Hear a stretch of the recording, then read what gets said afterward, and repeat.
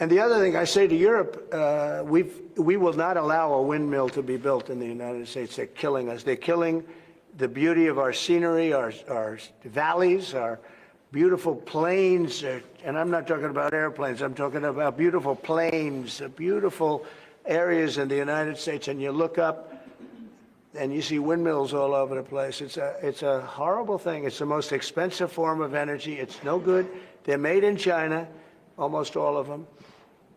When they start to rust and rot in 8 years, you can't really turn them off. You can't bury them. They won't let you bury the propellers, you know, the props, because there's a certain type of fiber that doesn't go well with the land. That's what they say. The environmentalists say you can't bury them because the fiber doesn't go well with the land.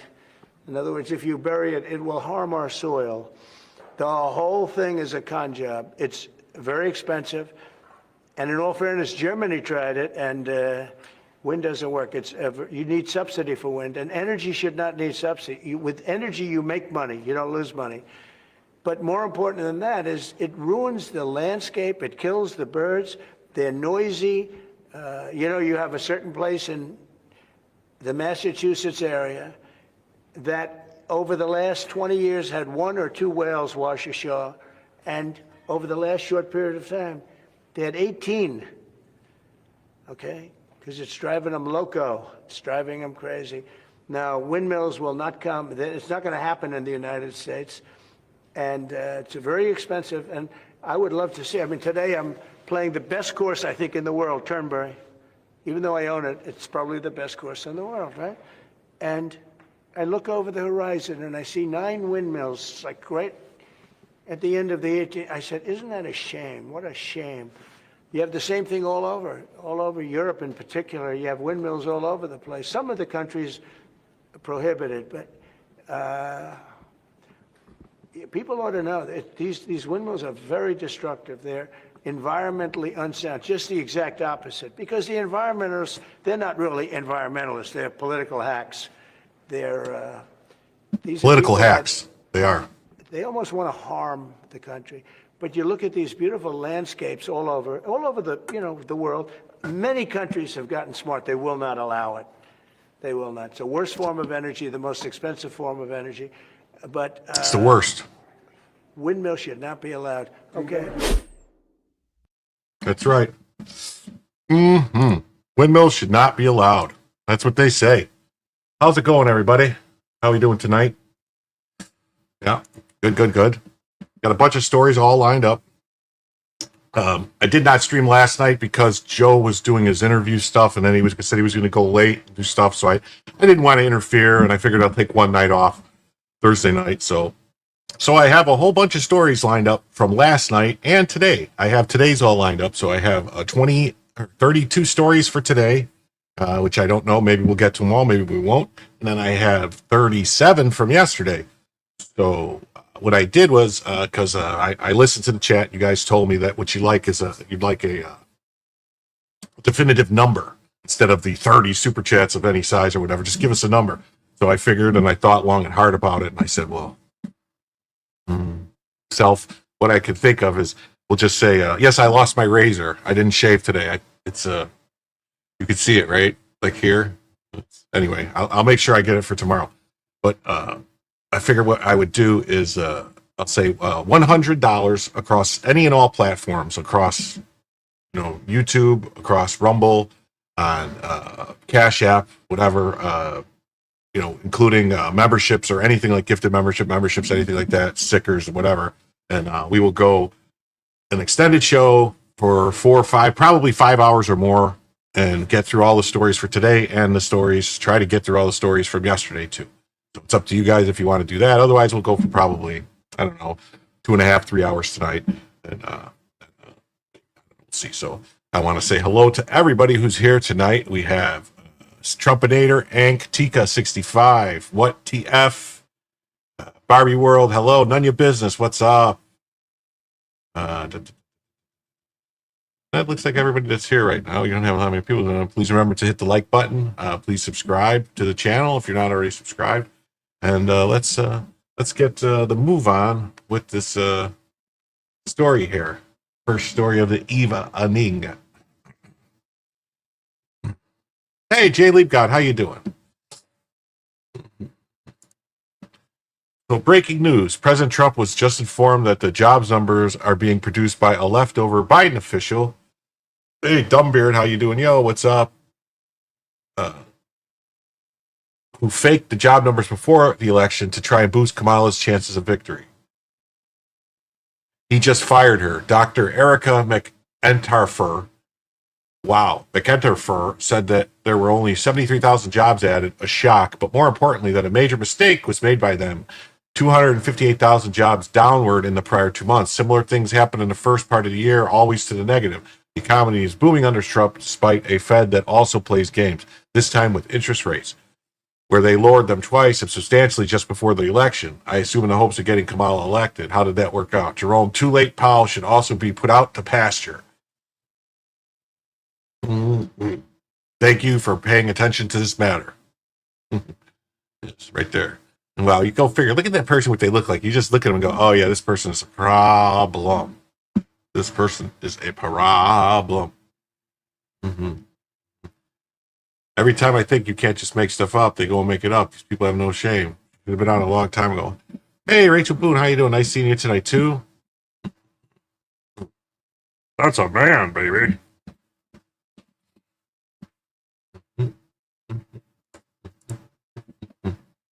I don't know. That could be a man. I don't know. Hey, Patrick Seven, how you doing tonight?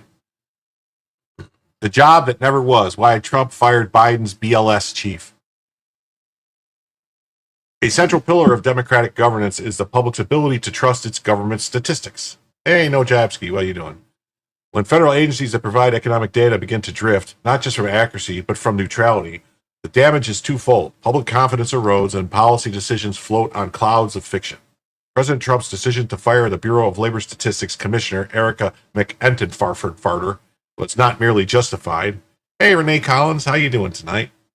It was overdue. Beneath the tranquil surface of payroll data and employment curves lies a troubling pattern of partisan manipulation, masquerading as bureaucratic error. The Trump administration has done what previous administrations have lacked the courage to do. Old, politicized technocrats accountable for distorting economic reality in favor of partisan narrative. To understand the gravity of the case, one must begin not with the dismissal itself, but with the curious trajectory of BLS's reporting during the Biden administration. Nearly every month of 2023, the BLS initially reported strong job gains that were later revised downward, almost always significantly. By October of that year, one U.S. Senator pointed out that 16 of the past 17 reports have been revised down. Yeah, they were doing it all the time. They kept saying, oh, great job numbers. And then a couple months later, they go, oh, remember that report 4 months ago? Yeah, we got to come down. We got to do this. Just these are not random errors. These are directional, cumulative, and perhaps the most damningly, they provided the Biden administration with a steady stream of positive headlines at precisely the moment it needed them. Hey, Ben Kamler, how we doing tonight? Bill Coggins, how we doing? Yeah, she looks like that person at the HOA that would complain about your flagpole. Yeah. Mm-hmm. Yeah, you're not late. Yeah, you're not late. This is the first story. For perspective, in 2023 alone, BLS job growth was overstated by approximately 800,000 jobs. That number is not incidental, nor is it within a tolerable margin of statistical error. According to the Heritage Foundation, roughly 1 in every 4 jobs reported as added in 2023 simply did not exist. Hey, JD, how you doing? They were statistical phantoms, fabricated not by malice, perhaps, but by a methodological negligence that curiously always bent in the favor of the administration in power. Hey, Catherine K., how you doing? The standard defense offered by McEntarfer and her allies is familiar. Early estimates are volatile. Revisions are normal. No sinister intent. But such a defense collapses under the weight of repetition. If the BLS were merely underestimating or overestimating based on new data, we would expect to see revisions in both directions. We did not. The revisions were overwhelmingly downward, concentrated in a specific time frame that aligned with Biden's economic messaging crisis. Here's the job reports. If you look, you'll say January of 2023, initial reading 517, first revision was 504, second revision was 482, and then in January 2025, they revised it down again to 444,000. So it's crazy. And same thing, and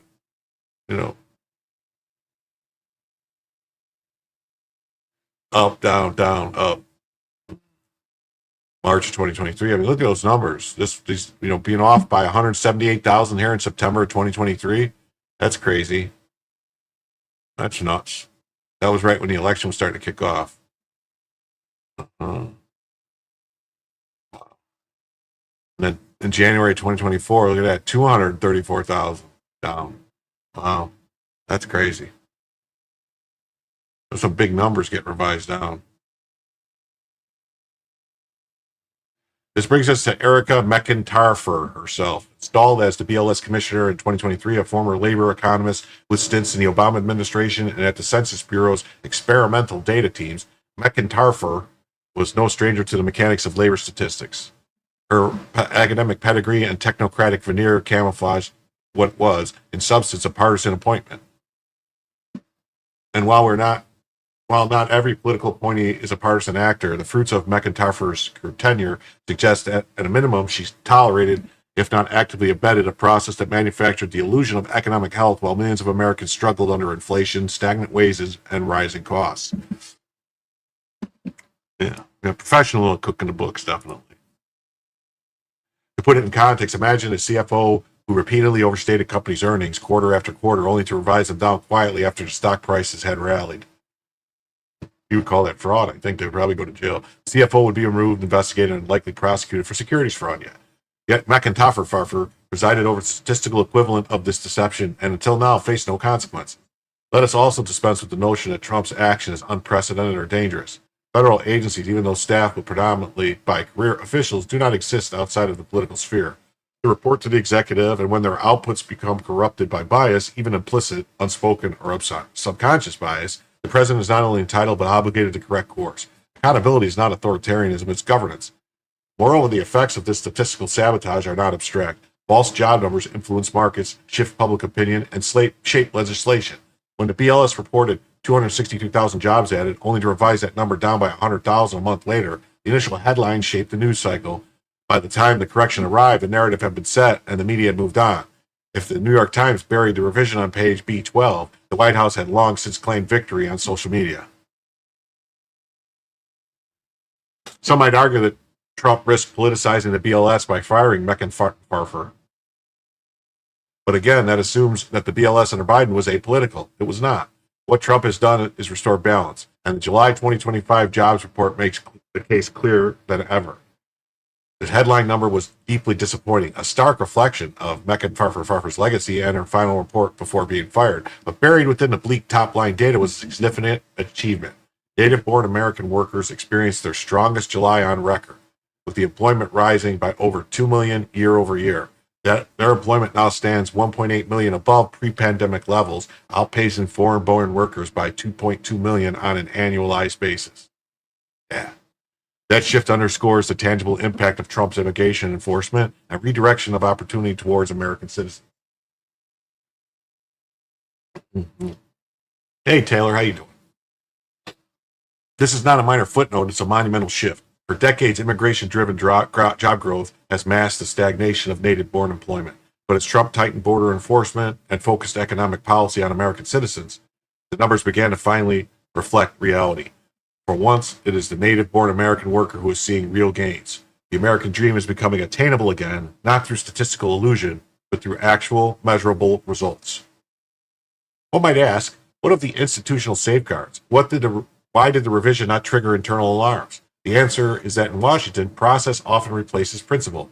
So long as the proper forms were filed and the right footnotes included, no one dared to raise a hand.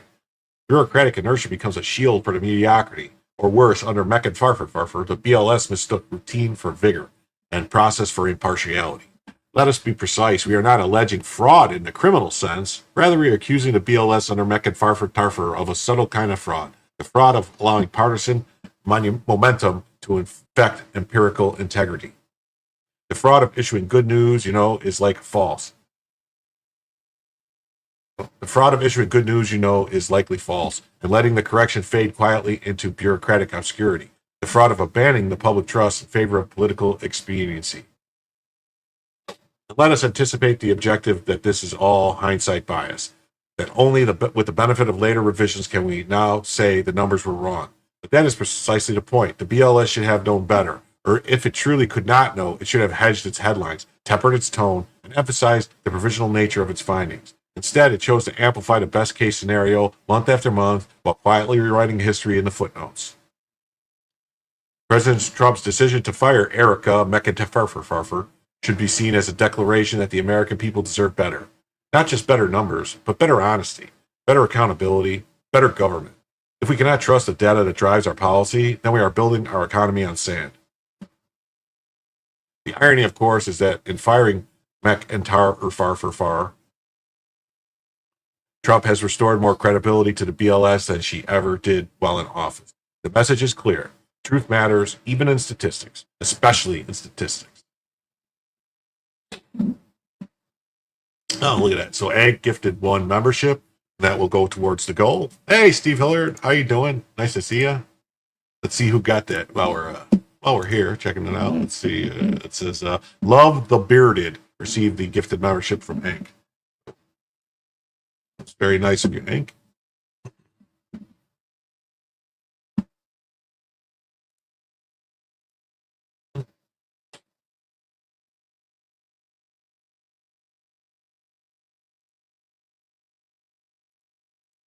So it says Trump fires labor statistic boss hours after release of weak jobs report. Without evidence, Trump called the data rigged. Well, I think the evidence is the fact that they're constantly wrong and they're constantly having to revise the numbers down. They did it for Biden all the time. They would say, oh, these great job numbers, Biden and all the people be out there championing job numbers. Then 2-3 months later, they would be revising them down without anybody knowing about it. Like I said, it's just that one year they revised the numbers down by almost 1 million jobs. She said they manipulated the numbers for political purposes. Well, I think it speaks for itself, really.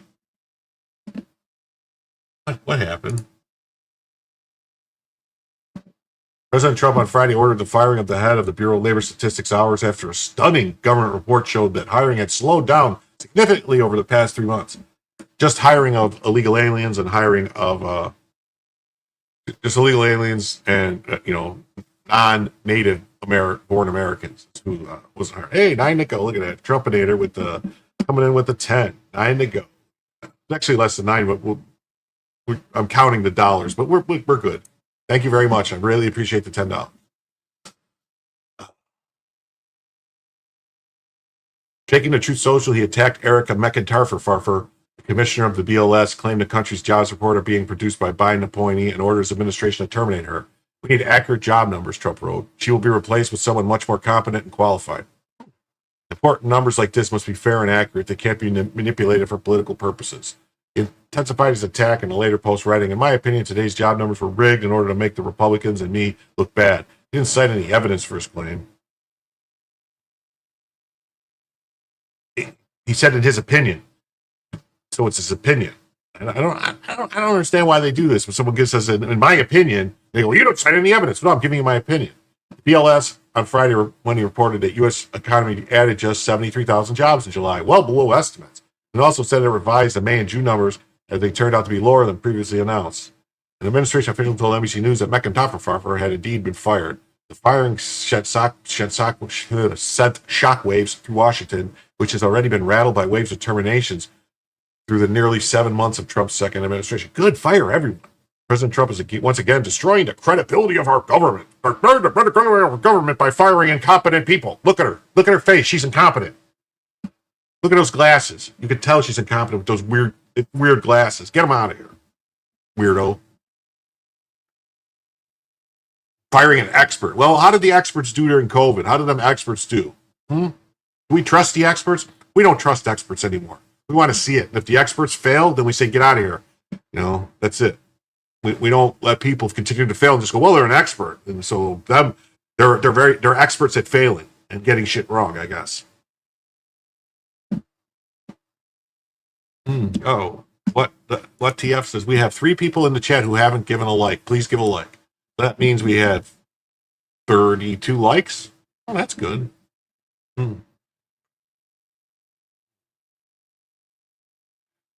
Governments that go down this path find themselves in ugly territory very quickly. Well, the Deputy Commissioner of BLS, Bill Wadatrowski, who took up the role during the Obama administration, will become the acting chief during the search for a replacement.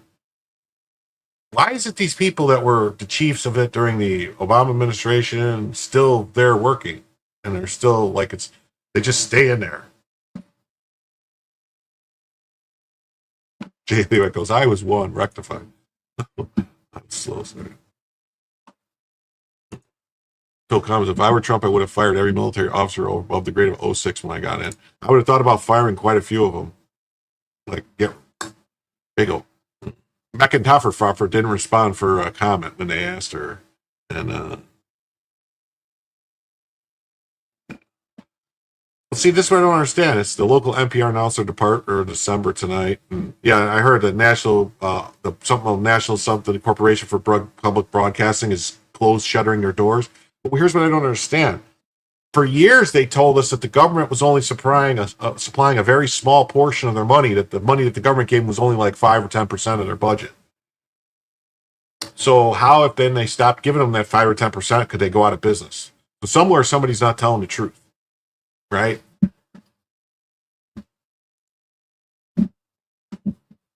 President Joe Biden nominated McIntyre in July 2023 and was confirmed by the Senate in the 86-8 vote with 6 members not voting. In January 2024, she received overwhelming bipartisan support. Well, yeah, you think it was probably a lot of the money was probably coming through USAID. It wasn't actually coming from it was like getting weaseled through other places. So here's the thing: is none of these Republicans got to stop what they're doing until the Democrats. I don't think any of Trump's nominees have gotten the only person that got any Democrat votes. President J.D. Vance was among the Republicans to confirm her. Well, J.D. Vance made a mistake. William Martin, communication director for Vance, said the vice president stands by the president's decision.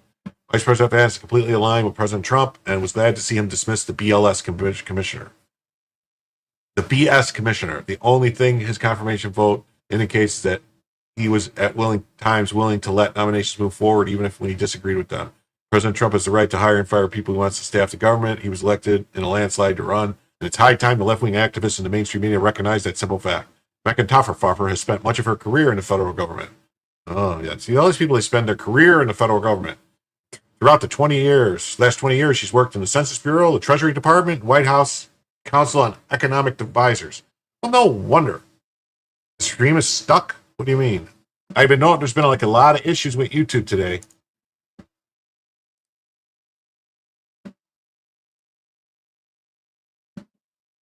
Been a lot of issues with YouTube today, freeze and stuff. So if it happens, just let me know. It's buffering. It's got to be on YouTube's end. I'm not showing anything. I'm not showing anything on my end. Any problems with StreamYard? It's got to be some kind of YouTube problem. Jay Labgott said this has been happening all night. Well, that's just great. Buffering too. I don't know. On my end, guys, everything is YouTube is freezing. All right. I don't know. Maybe it's solar flares. I don't know. And it says Trump claimed without evidence that the commissioner faked the job numbers before election day to try to boost Kamala's chances. Former Labor Department officials slammed Trump's decision to fire McIntyre. The work is done largely by career staff who do their jobs with care and pride. Julie Su, who worked as a labor secretary during the Biden administration, told NBC News. The career staff who's always been attacked and vilified by this president. Yeah. It says everyone's saying his Rumble's fine, and then YouTube has been acting funny all night. Yeah, I was noticing there was a lot of glitching in YouTube earlier. BLS routinely revises economic data such as June. This is off the Rumble.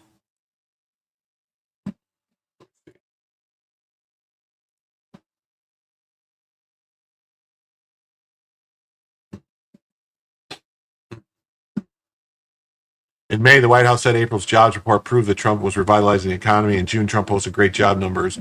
In March, standing in Oval Office, Trump brought up how good some of the data and potential interference with it by political appointees is something that's typically seen in non-democratic countries like Russia, Venezuela. Any erosion of trustworthiness in data can impact businesses, consumers, lending, and policymaking. Historically, the United States economic data has been considered the gold standard due to the independence typically given the agencies that collect it. Jimmy's frozen. Is it frozen again? I'm sorry to hear that. The agency surveys U.S. businesses and consumers by contacting them online, by mail, through phone calls. I mean,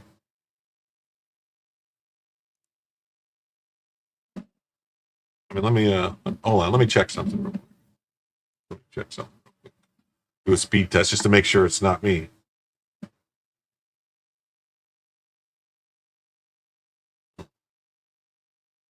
No, I'm getting 900 megabits with capital MBS. So it's not me. Yeah, it's not me. It is definitely not me. In its mission statement, the aim said it measures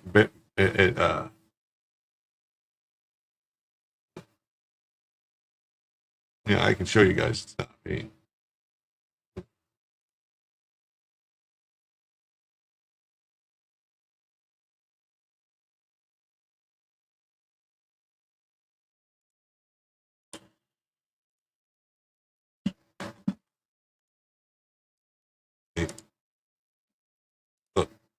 Look at that. It's not me. See that? 939.67 download, 947 up.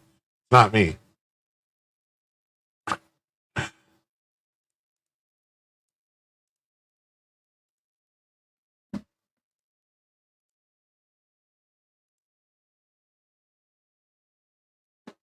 Mm-hmm.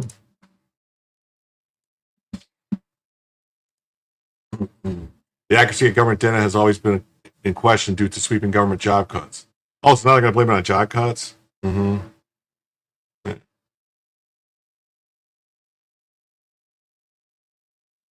Oh, it says, Mr. K says YouTube's got the hepatardoids. Hepatardates. Okay. I have cable on a 1 gig connection too, but I also have fiber in a 1 gig connection, so I don't know. It's not at the same time, Trump recently resumed, as late August, BLS said 818,000 fewer jobs have been created over a 12-month period than initially thought last August. At the same time, Trump recently resumed attacking the Fed chair, said the central bank chief should also be put out the pasture. Yeah, definitely. Trump has repeatedly pressured Powell to lower interest rates, but the Fed chair has said that there's a long way to go to really understand what the effects of the president's tariffs will be. If you move too soon, you wind up not getting inflation all the way down and fixed. And if you come back, that's inefficient. If you move too late, you might unnecessarily damage the labor market. Powell said on Wednesday. Yeah, well, he wasn't worried about it when Biden's inflation was going through the roof and he was still lowering taxes, or lowering interest rates. Just trying to help that. Really? Remember?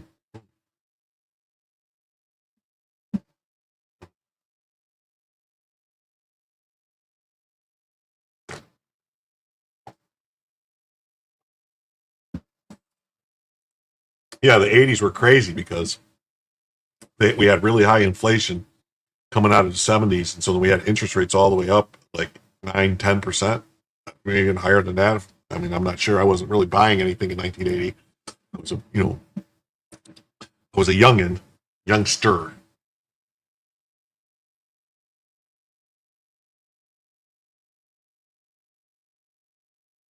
Cole said, I'd love to tip Super Chat, but my account was drained by an 8-year-old who somehow hacked Robux password protection. I'm pissed, but I'm also impressed he got through 2 security steps. That's quite a talent. Well, hey, Chigon, nice to see you. Thank you.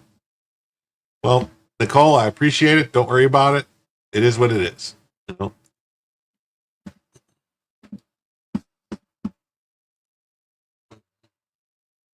And on that same note, we're going to say breaking is that the native-born Americans have gained 383,000 jobs in July, while foreign-born workers have lost 1.5 million jobs since April 2025, a stunning reversal confirmed by the Bureau of Labor Statistics.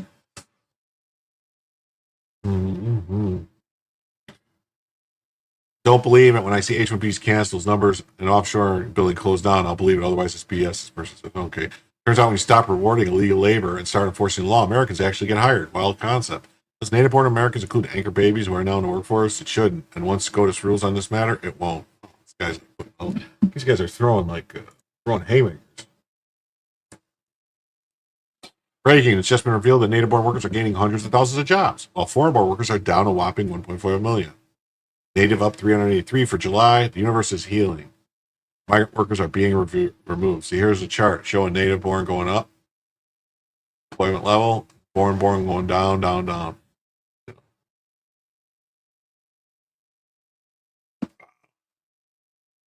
Interest rates got as high as 12% for mortgages.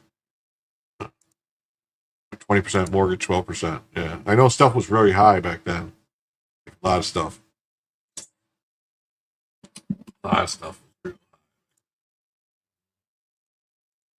Yeah, job data. In the last 4 months, native-born Americans added 1.8 million jobs. Foreign-born migrants, negative 1.5 million. So, yeah. Tom says, don't fall for the numbers. They're cooked.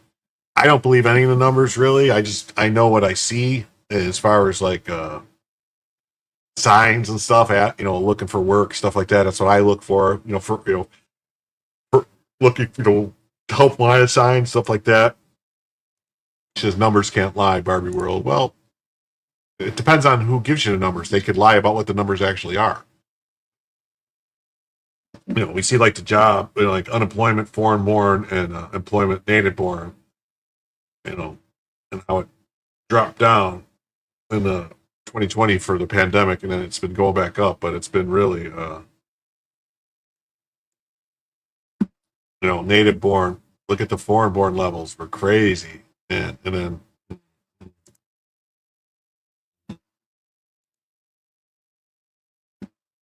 It's like nutso stuff there.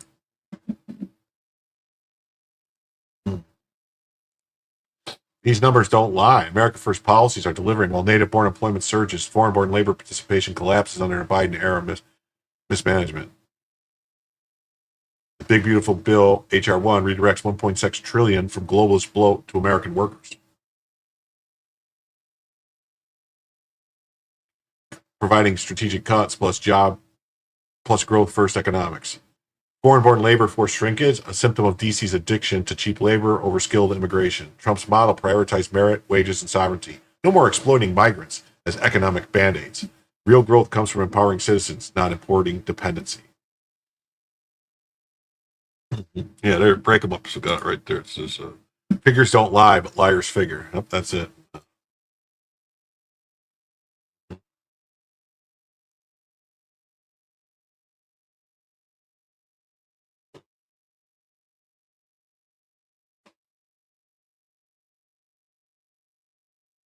Geiger Capital. Holy S. I thought this was a typo. In the last 4 months, native-born Americans have gained 1.8 million jobs, while 1.5 million foreign-born workers lost a job. A sharp reversal over the last few years.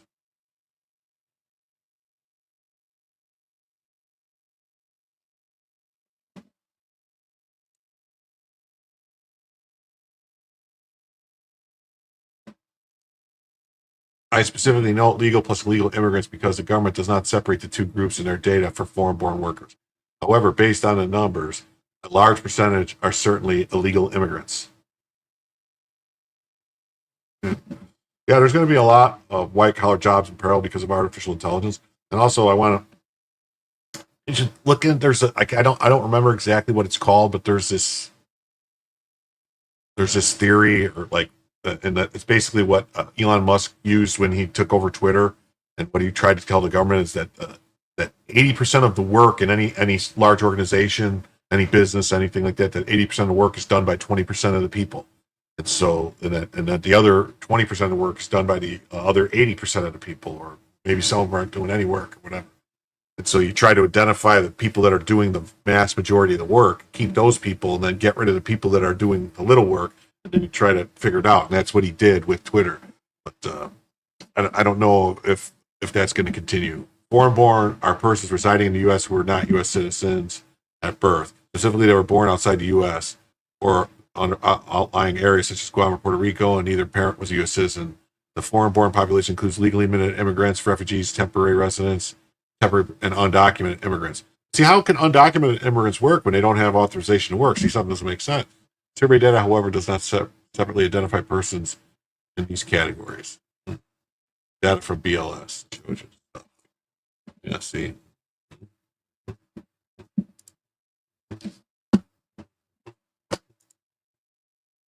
Uh,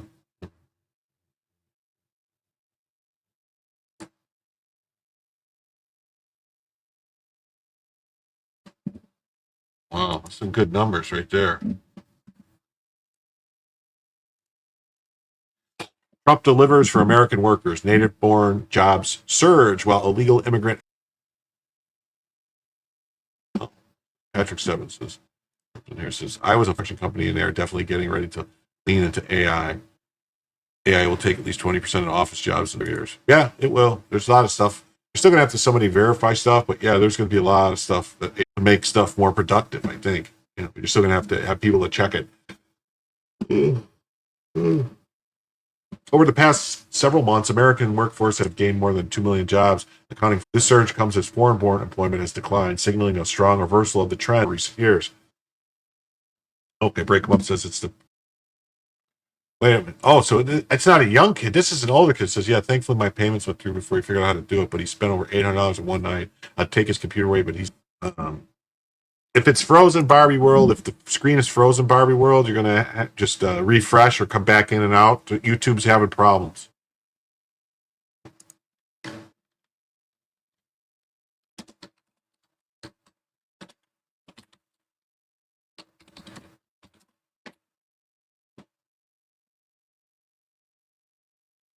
Mm-hmm.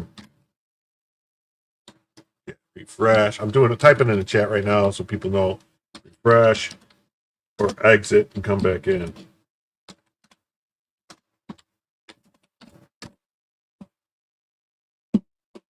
Yeah, because I think even if I go, let's go, because I'm monitoring it myself, and it keeps slowing down for me myself.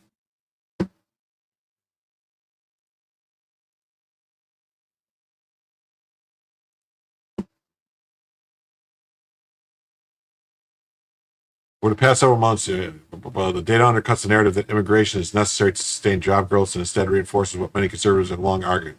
The prioritizing American workers can and does deliver results. Oh, we need your support. I'm already a member. Oh, so they want me to join. Okay. All right. Well, here's what they're going to do. They're going to make me do this, I guess, right? Copy this. I'm going to do this. I'm going to do this and this. And then I'm going to do this. This. This. This. This. This. This. There we go. Aha. You guys want to try and get me, and you can't, because I.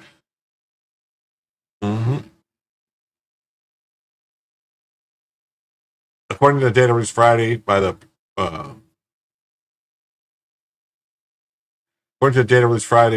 Bureau of Labor Statistics published through the Federal Reserve's database, native-born workers had 1.8 million. Foreigners saw a loss of 1.5 million. This means that from January to June, all the net job growth based on non-seasonally adjusted figures went to native-born workers. Wages are up, investments are pouring into our nation, and native-born workers have accounted for all job gains since January.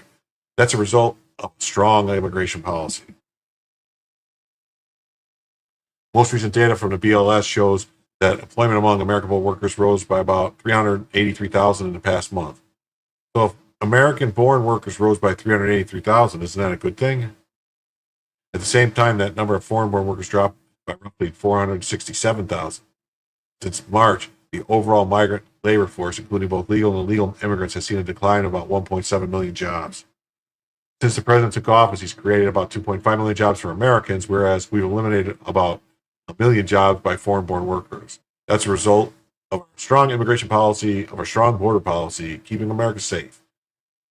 Stephen Moran, chairman of the White House Council of Economic Advisors, said, eventually the outflow of foreign workers to this data was bound to show up in the establishment surveys, as they finally did this morning. I recently reported Trump's mass deportation program, moving illegal immigrants, especially illegal alien criminals from the United States, is having a positive effect on the job market. During the Biden administration, job growth constantly favored foreign-born workers, while employment among native-born Americans declined month after month.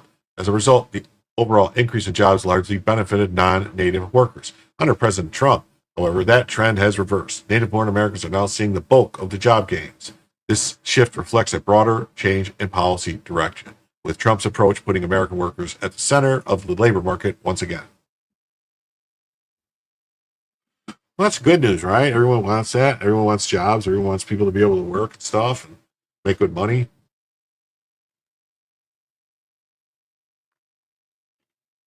Hmm. And I'm shocked by it. We've already been going 45 minutes, and I'm only on the third story. That's not good. Or second story. Hmm. And also on the jobs, it says the inflation index just plunged to 1.67%. Cut the rates, Jerome. Mm-hmm. Look at the thing go down, down, down. The official CPI data shows inflation at 2.7 annually, not 1.67. While alternative indexes may suggest lower numbers, Washington's math keeps rates high just to justify bureaucratic bloat. Washington's math keeps rates high just to justify bureaucratic bloat. The Fed's maintaining 4.25 to 4.5 rates while energy costs surged 14% year over year, and natural gas proves the disconnect. They'll burn your wallet to ash before admitting their money printing failures. Real inflation? Check grocery bills. Eggs up 27% annually while DC plays spreadsheet games. Activate plunge protection team ASAP. Look right there. Oh, what do you mean? No, I can't be right. And the Fed. Prior to 1913, Americans kept 100% of their paycheck. That's right.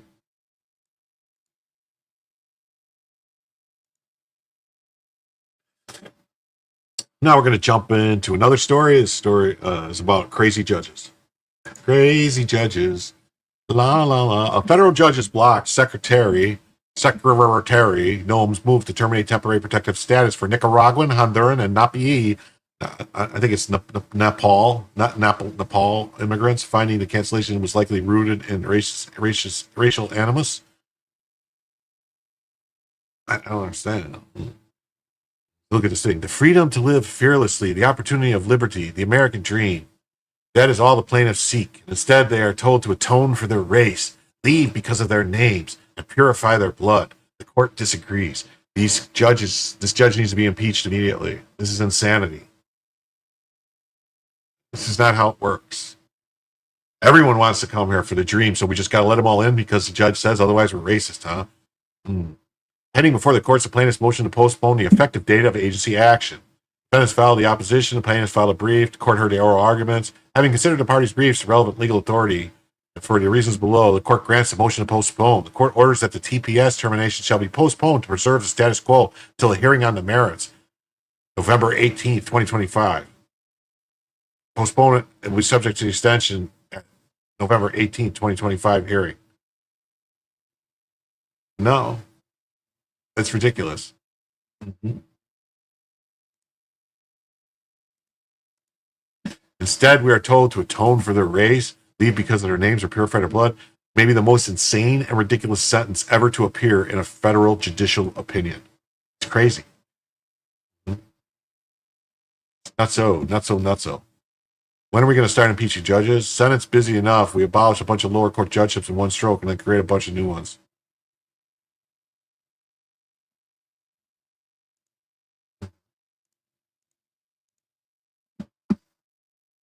Judge Trina Thompson cited comments from Noem and other comparing TPS holders who have lawful status to criminals and people in the country illegally. She said Noem's comments in particular seem to espouse replacement theory. Color is neither a poison nor a crime. People are nuts, man. Judge Thompson's ruling blocks, as of September 8th deadline, for 663,000 Nicaraguan, Honduran, and Nepalese immigrants to leave the country or whose legal permission to reside here and work. Yeah.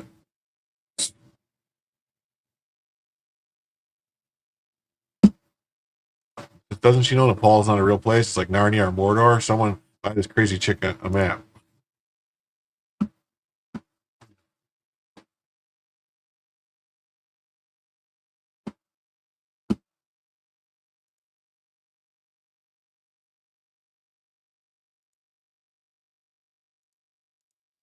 Lawfare. Biden appointed Judge Trina Thompson blocked Secretary Noem's effort to end TPS protection for Nicaraguan, Honduran, and Nepalese migrants, citing racial animus. She pointed to Noem's comments. Yeah. Ruling to halt it. We already did it. Crazy. The opening of her decision belongs on a novel, not a judicial opinion. One legacy of TPS has been its contribution to the burgeoning street gang problem in the United States. Much of the recent growth of criminal gangs has been attributed to the emergence of immigrant gangs. A significant share of the new immigrant gangs that are active in DC Metro are citizens of El Salvador and other TPS countries.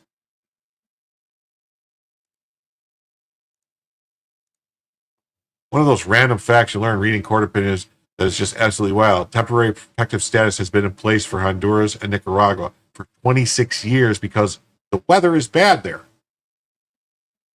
Oh, your MRI says you have 5 bulging discs. Where are they at? Are they like L4, L5, L3, L4, L2, L4? Are they in the L's? Or are they in the C's? Or are they in the, in the lumbar? Are they in the thoracic? Are they a T? Are they a C? Where are they at? Let me know. Lumbar. Well, if they're just bulging, I wouldn't get surgery or anything, Steve. I would go maybe get try some injections first. There's also some other procedures they could do with where they can try and get them to get back in place. There's a lot of things you can do for a bulging disc. If it's just bulging, it's not herniated yet completely, then it's I would my opinion.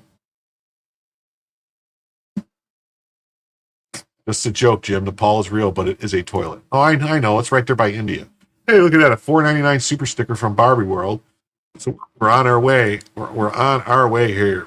I would say right now we are about $18 into the right? $18? $18, $19 into the goal there. Thank you. Temporary protected because of the weather. In response to the devastating Hurricane Mitch on January 5th, 1999, the Attorney General designated Honduras for TPS. Over the next 2 decades, both Republican and Democratic administrations found the conditions which warranted the initial TPS designation persisted. Water supply and sanitation facilities and agriculture sector. Yeah, landslide and floods destroyed entire villages. The judge of the Northern District of California are in full-on rebellion against the Supreme Court. There was already an attempt to stop the administration from ending TPS for Venezuelans, and the Supreme Court stayed that on July 7th.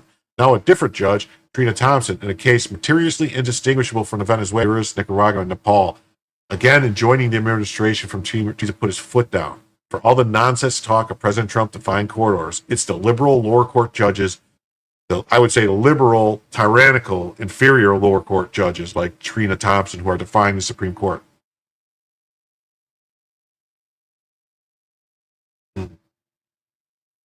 Trina Thompson. When was he?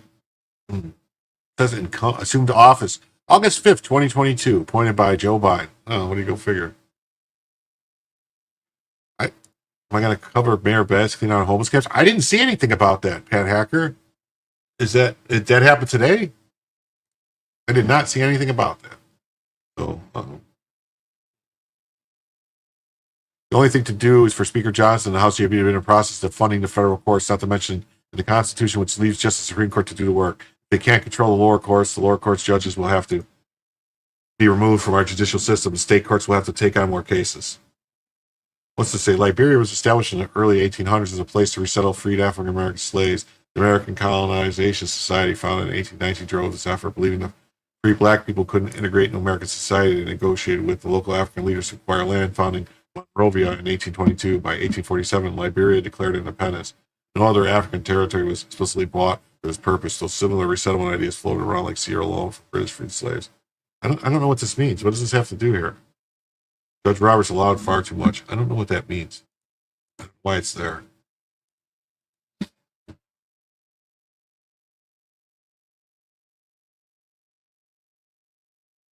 Rogue federal district court judge. Another activist judge trying to play president. Judicial review does not mean judges can block the exercise of executive power simply because they may disagree with an executive branch policy. Yet here we go again.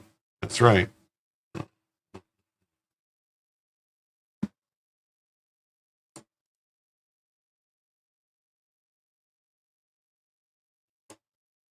What the F?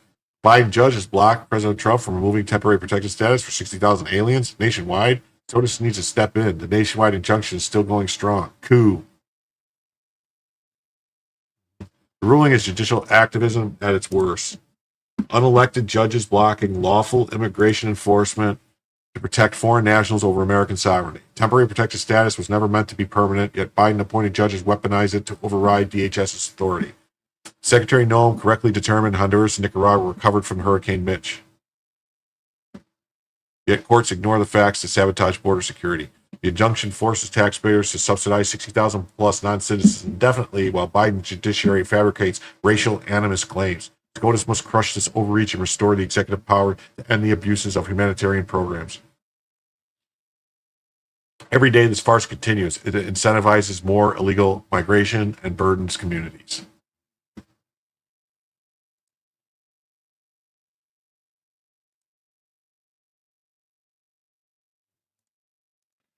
This lives a tic-tac. Biden appointed judge Trina L. Thompson blocks Trump administration from removing temporary protected status for 60,000.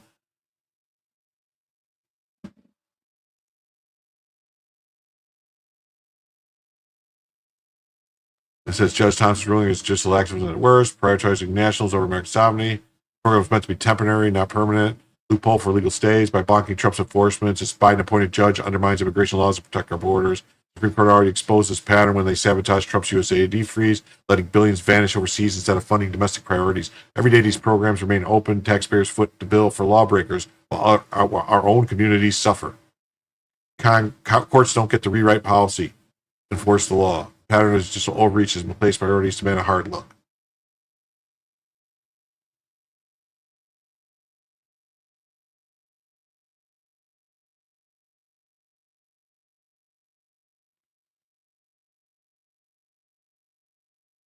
Oh yeah, no, yeah. This is going to end up going up to a higher court. It's going to get appealed, and then it's probably going to end up at SCOTUS. They're probably going to put a stay on it again. So,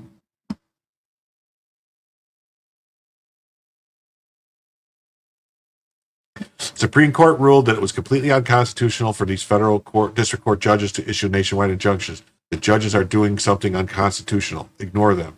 Ramp deportations up now.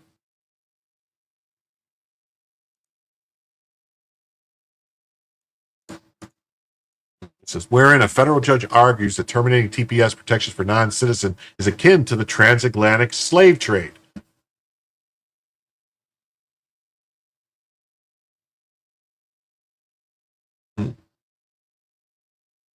During oral arguments, plaintiff argued that granting unfettered discretion over TPS terminations would allow the president to give or take TPS away from some countries whenever he feels like it for the purpose of trade negotiations. The court recognized that the United States has a long history of transporting individuals against their will to places unfamiliar to them and for the purposes of trade. For example, the United States was an active participant in the transatlantic slave trade, which uprooted individuals in Africa and brought them to this continent. Well, I'm pretty sure those people were sold from people in Africa. They were never stolen from Africa. Stop it. Many whites were uncomfortable with the idea that free non-white people in their communities, even if they had lived in the United States for generations. These people are nuts.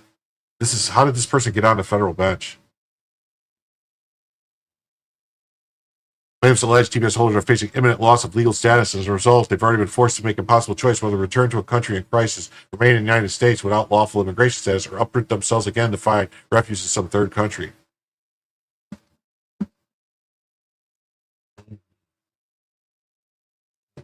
She won't end TPS for Nicaraguans, Nepalis, and Hondurans who've had temporary status for 26 years because sometimes hurricanes or earthquakes hit their countries.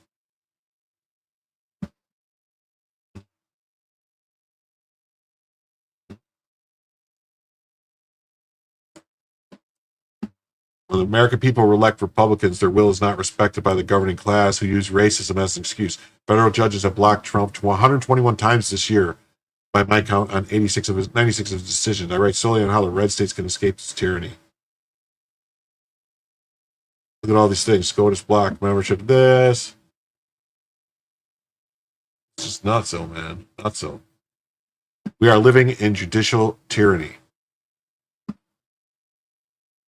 Oh, Renee Collins. I did something different because everyone was saying just to put a financial number on it. So this is going to go towards it to $2.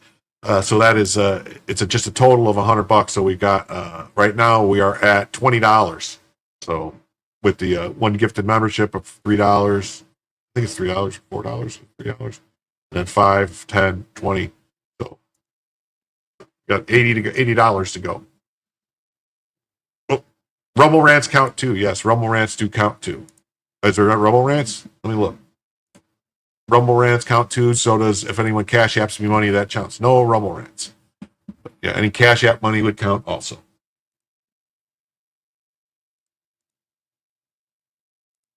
And then we'll read this. Judge rips Noam's latest termination of immigrant protections. Color is neither poison nor crime. Trina Thompson. Yeah. Blocked, extended temporary protective status until November 18th. She has no authority to do that, though. Federal judges blocked the Trump administration's bid to cancel deportation protection and work permits for more than 63,000 Nicaraguan, Honduran, and Nepali immigrants, saying the decision by Homeland Security Secretary Kristi Noem appeared rooted in racism. Color is neither a poison nor a crime, she said, in a 37-page ruling, which postponed the September 8th deadline for 60,000 people to leave the country or lose temporary status. The Trump administration is almost certain to appeal Thompson's ruling and may have reason for optimism that it will be reversed in the appellate courts. Yeah, because it will be. The Supreme Court recently lifted the bulk of the lower court judge's order postponing Noem's termination of TPS for thousands of Venezuelans and allowing the termination of similar immigration status as parole for Cubans, Haitians, Nicaraguans, and Venezuelans.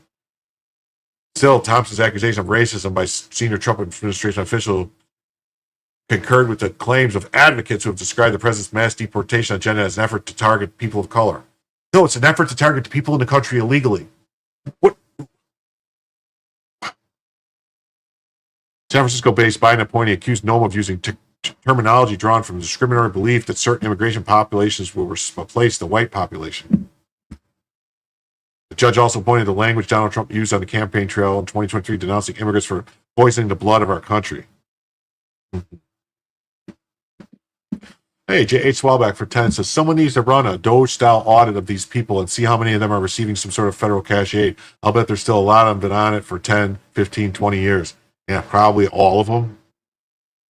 Probably like all of them.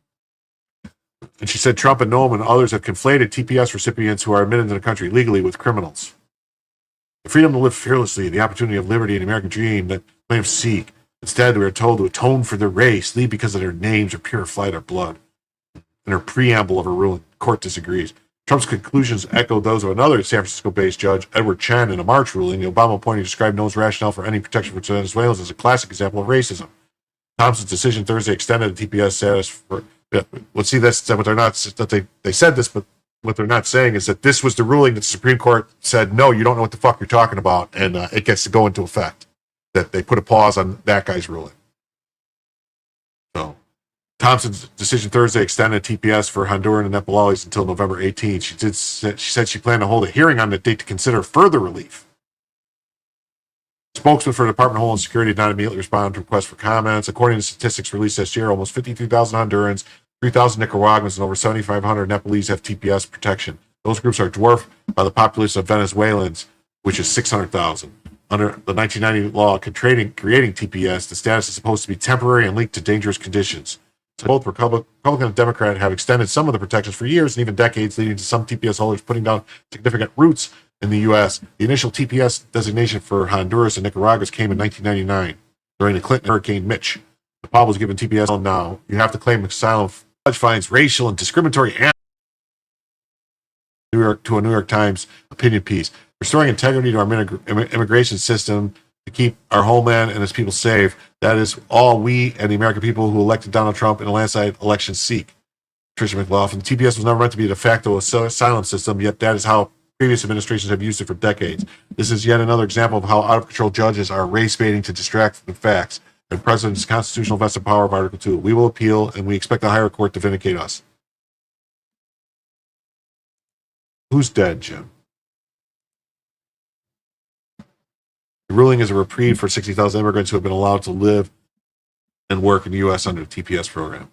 The White House spokesman told Fox News that the program was never intended to become permanent.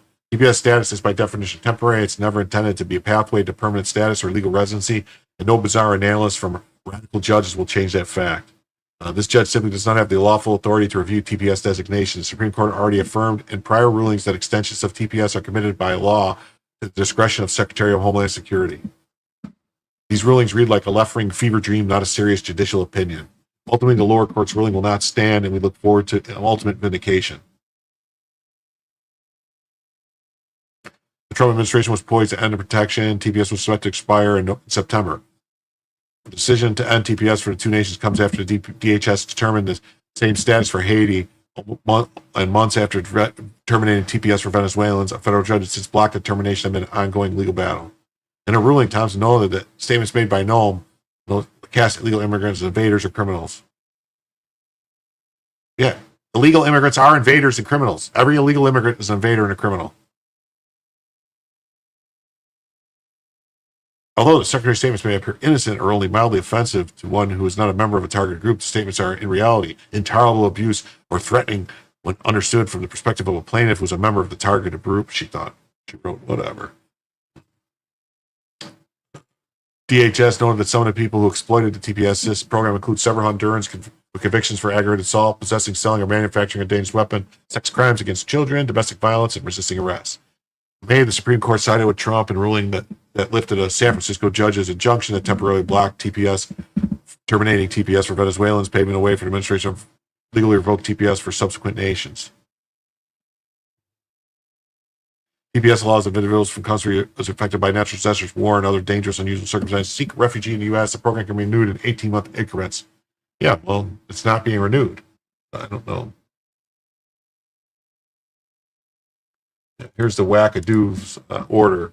We're not going to go through it all because I'm cutting out hard.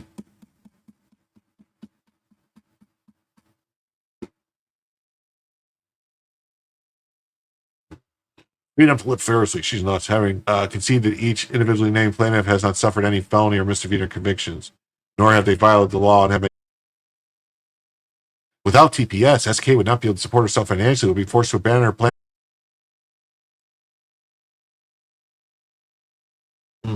And this is another crazy judge. Says, breaking, Judge Cobb has blocked the Trump administration's use of summary deportation for those who had previously been paroled into the U.S. and warns the tactics used by the administration are beginning to resemble countries these people fled. That's crazy. More broadly, the case presents a question of fair play. Plaintiffs' members and hundreds of thousands of others like them fled oppressive regimes and perilous conditions in their home countries. They arrived for inspection at the U.S. border pursuant to procedures created, and they were paroled into the country under procedures and given a chance to prove their claims for asylum and other relief. In the world of bad options, they played by the rules. Now the government has not only closed those pathways, but have changed the game for parolees already here, restricting their ability to seek immigration relief and subjecting them to summary removal. This case's underlying question then asks whether parolees who escape depression. Well, that's the law that they could revoke the parole. That's the law. What do you think? Because they got granted parole? Sorry, they're paroled into the country because we don't have room to hold them. That's what Biden did. We don't have room to hold them, so just let them in. So they just get to stay here now. It's like, oh, you can't tell them to leave now. The case underlying questions then ask whether parolees who escape depression will have a chance to plead their case within a system of rules.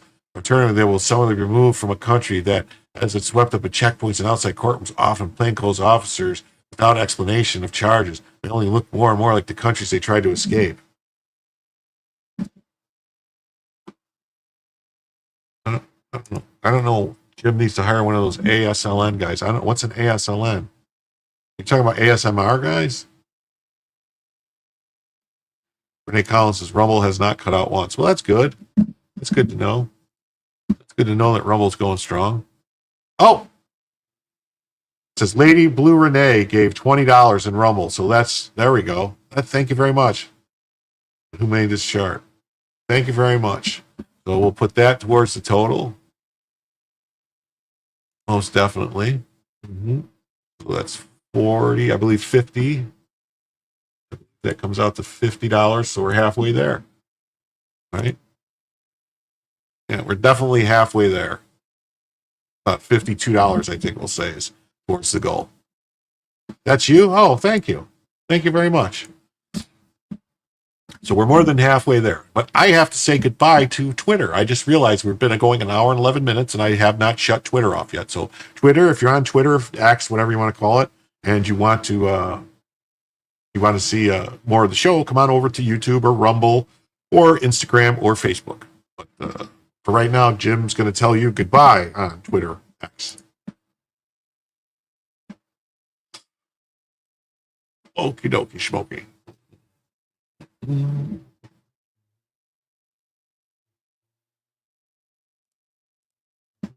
says the judicial coup is unending. A federal judge has blocked ICE from rapid-fire deportation of immigrants previously paroled into the country, shielding hundreds of thousands of people that ICE had targeted for quick removal and courthouse arrests. Bye, twatters. Yeah, bye, twatters. No. Judge blocks rapid fire. The judge is right. We're starting to look like a shithole third world country. Look at this person. This is a matter of Mahmoud Khalil. That's a completely different case. This guy doesn't know what he's talking about. It's time for the executive branch to start ignoring orders from lesser courts. They have no constitutional authority over the executive branch anyway. Yeah, and I just want to point out this guy is pulling up this Muhammad Khalil case, and Muhammad Khalil admitted on the video that he lied on his green card application. I have that. That was last night in last night's stories. So we'll probably get to that later. Judge blocks Trump's rapid-fire deportations for immigrants with parole status. No. What they did was they revoked the parole status, and they said they're going to deport them. So they don't have parole status. They took it away. The ruling blocks a new tactic employed by the Trump administration, detaining immigrants outside court appearances and putting them in a sped-up deportation process known as expedited removal. A federal judge has blocked the Trump administration from rapidly deporting hundreds of thousands of immigrants who had previously been paroled in the United States. Judge Gia Cobb said in a ruling Friday that the Department of Homeland Security's tactics, rapid-fire deportation proceedings with little to no chance to lodge challenges, amounted to changing the rules in the middle of the game for people previously welcomed to the country on a temporary basis. They're welcome on a temporary basis, and then the temporary basis it's no longer, and they have to go. Hey, look at that. Julio Scissors with $10. Thank you very much, Julio. So look at that. We're now 6/10 of the way there. We're making our way into the world. Today takes everything you got. Cobb barred foreigners with immigration parole, typically a short-term status that allowed foreigners to live and work in the U.S. legally, from being subject to a controversial maneuver the administration has adopted in recent months, dismissing immigrants pending proceedings in immigration court only to immediately arrest them outside the courtroom and put them into a sped-up deportation process known as expedited removal. In a world of bad options, they played by the rules, Cobb, a Biden appointee, wrote. Oh, it's always a Biden appointee. It's really weird, isn't it? Now the government has not only closed off the pathways for new arrivals, but changed the game for parolees already here.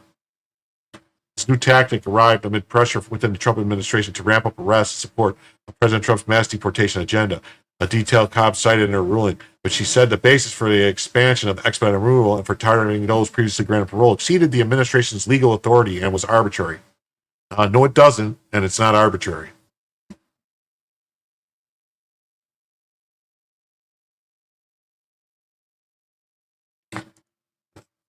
J.H. Welbeck says all conservative, level-headed YouTube sites are being hit tonight. No problem with liberal sites, reports say. Oh wait, nobody really watches the liberal sites, so the data may be skewed. The White House has put intense pressure on Immigration Customs Enforcement to increase numbers with the aim of 3,000 a day. That's bullshit. That said that was not the price. That's bullshit. Trump official view of immigration courts is one of the biggest roadblocks. It reaches 1 million annual deportations and have used immigration court arrests to increase the numbers. Immigration attorneys have scrambled to adapt to a new tactic in recent months, preparing their clients for the possibility of being detained at ICE check-ins and immigration courts. The arrests have spurred fear in the immigrant communities, with attorneys warning of a chilling effect among immigrants who have long followed the rules. I don't believe none of that. The case's underlying question then asks whether parolees who escape depression will have the chance to plead their case within a system of rules. Whatever. Or be swept up in checkpoints outside courtrooms often by plainclothes officers without explanation or charges. They're swept up to get deported. They're here illegally. We don't need charges. It's unclear how many immigrants are impacted by Cobb's ruling. She estimated the number is hundreds of thousands, but statistics compiled by Republican lawmakers and immigration opponents suggest the figure could be 1 million or more. Judge Cobb is flagrantly ignoring the United States Supreme Court, which upheld expedited removals of illegal aliens by a 7-2 majority. The ruling is lawless and won't stand. Illegal crossings at the border with Mexico mushroomed into a political crisis during the Biden administration. Officials increasingly turned to immigration parole as a means to limit chaotic scenes at the border by allowing immigrants from Central America to enter the U.S. legally. A report presented at the House hearing in April by a group favoring greater restrictions, Center for Immigration Studies, estimated the Biden administration granted immigration parole to 2.8 million people. However, only some of these people would be impacted by the judge's ruling, since federal law bars the use of expedited renewals against immigrants who have been living in the U.S. more than 2 years. The new ruling specifically blocks 3 Trump administration directives. The use of expedited removal, Immigration Customs Enforcement Directive authorized expedited removal for paroled illegal aliens, and the March 25th notice canceling parole status for Cubans, Haitians, Nicaraguans, and Venezuelans. So that's what they're trying to do. The judges are trying to slow it down so that they can say, well, the people have been here longer than 2 years. You can't do it.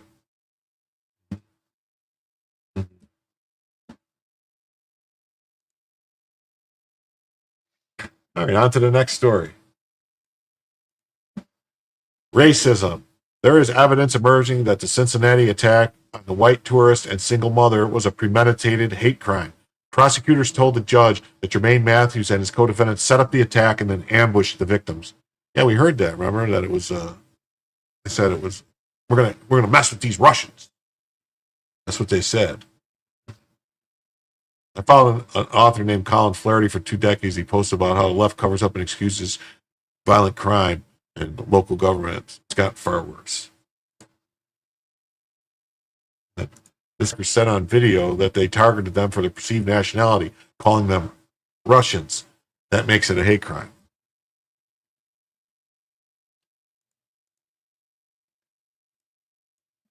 Cincinnati Jab Festival press conference. Pastor Damon Lynch is mostly upset that they aren't showing mugshots of the white people that were knocked out by the sneak attacks.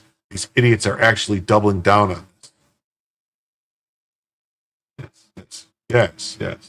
For those who want to politicize it, the J.D. Vances and the Vivek Ramaswamis and the Bernie Marinos and the Christopher Smithermans and many others who want to politicize it, they have not yet said something that I always hear when a black person, say, runs from the police and then is met with disproportionate force, sometimes ending their life. What we hear is, well, why did they run? Why didn't they just comply? We hear that every time. But I've yet to hear anybody say, why didn't he just walk away? So let me back up so you understand this. How is a guy supposed to walk away? What the fuck? A black man steps in. How is a guy supposed to walk away when he's on the ground, get stomped by people? Is this guy a fucking moron? Breaks it up. The white guy re-engages, slaps, not the black man that he had just squared up with, but slaps another black man. And nobody's asking, why didn't he just walk away? And so when I see, and I don't know who else the chief is looking for or CPD is looking for, but when I see the mugshots, I only see people who look like me. I don't see the person who re-engaged, slapped not the initial person, but slapped another black man. Oh. So I don't see the slapper's mugshot. And so sadly, I have to agree with those who are politicizing this. So he wants the people that got beat. He wants the people that got beat to get arrested. Arrest the white people. Because it is unequal justice. Unequal justice if they don't arrest the people who got beat. Okay. Yeah. Cincinnati leadership, led by Democrats, are trying really hard to persuade the public that the white victims deserve to be beaten within inches of their lives. This will not be national news. It was a group of black people that jumped on other black people, but obviously it's national news because it's been racialized. That's the Reverend. Mm-hmm. The Reverend is a sacrilegious douchebag. Yep. Mm-hmm. It's true.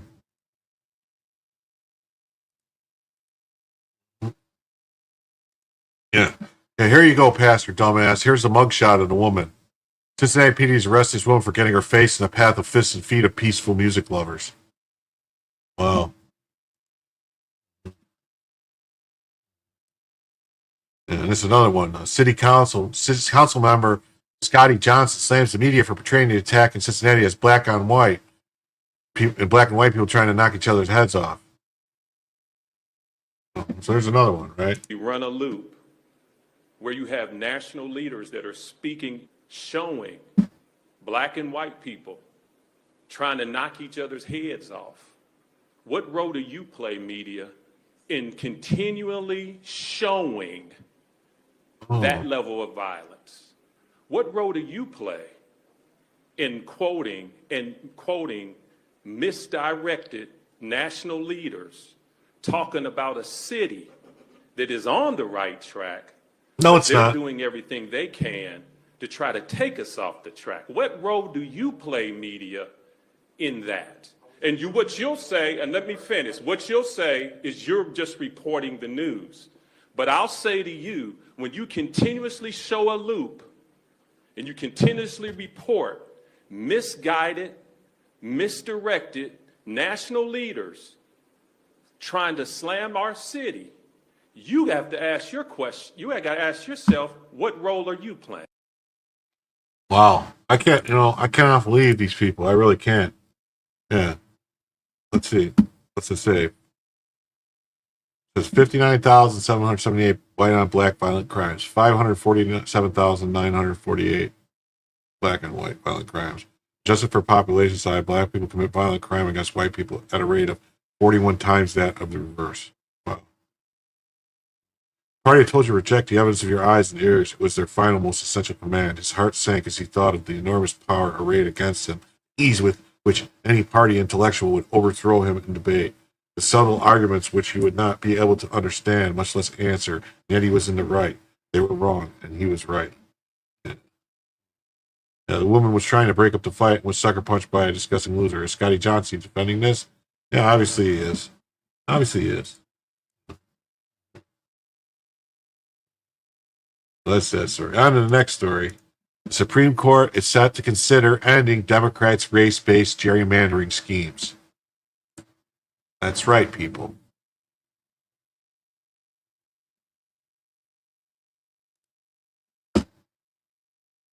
No more race-based gerrymandering schemes. No more minority districts. There's no reason to do that stuff.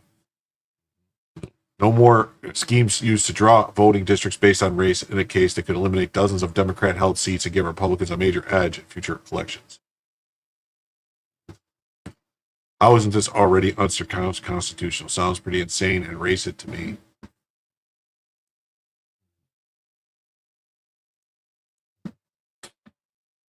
Breaking news, the Supreme Court will now consider ending race-based districts. This would be absolutely enormous. These heavily favor Democrats. Nightmare fuel for the left is if these were to disappear. We're talking double-digit amount of blue seats.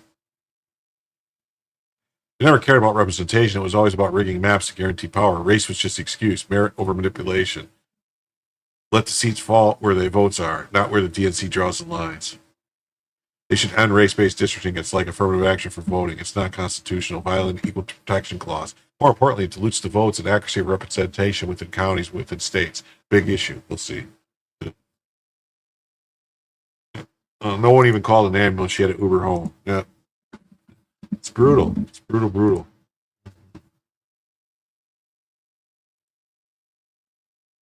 NBC News report says Supreme Court raises the stakes in the Louisiana redistricting case. Court ordered new briefing suggesting could be poised to further weaken the landmark Voting Rights Act.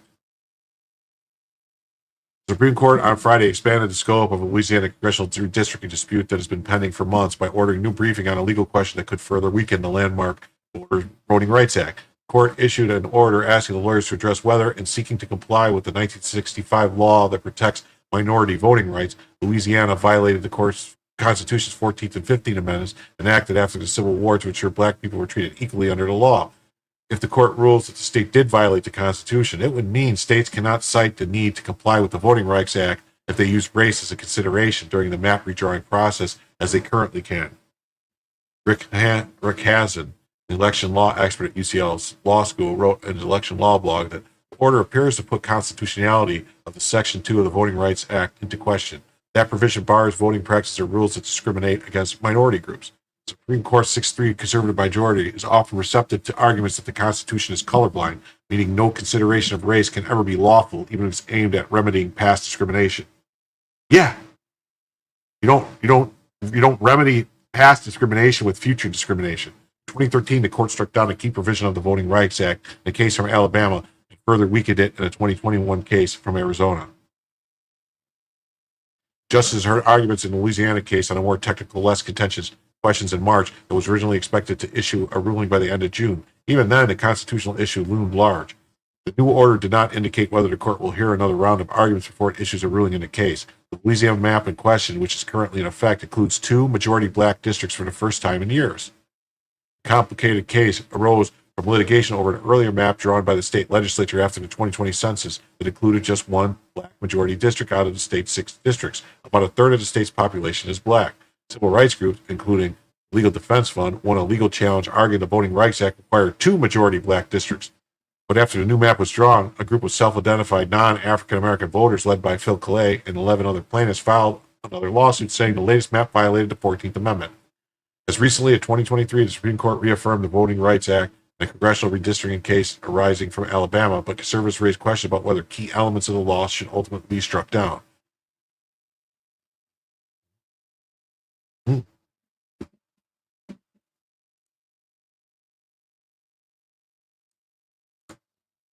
Supreme Court to consider outlawing race-based voting rights. The Supreme Court indicated it will consider outlawing the use of race in drawing voting maps, setting up a blockbuster showdown with implications for dozens of congressional districts with predominantly minority populations, expanding a Louisiana case already on the docket. The justices said they will consider arguments that the 1965 Voting Rights Act no longer provides a legitimate basis for map drawers to intentionally create majority black or majority Hispanic districts. The fact can also upend state and local legislative districts, giving it the potential to have seismic impact on elections at every level of the U.S. system. The U.S. House had 11 majority black and 31 majority Hispanic districts before the 2022 election, according to a Bloomberg News analysis and the most recent American Community Survey data.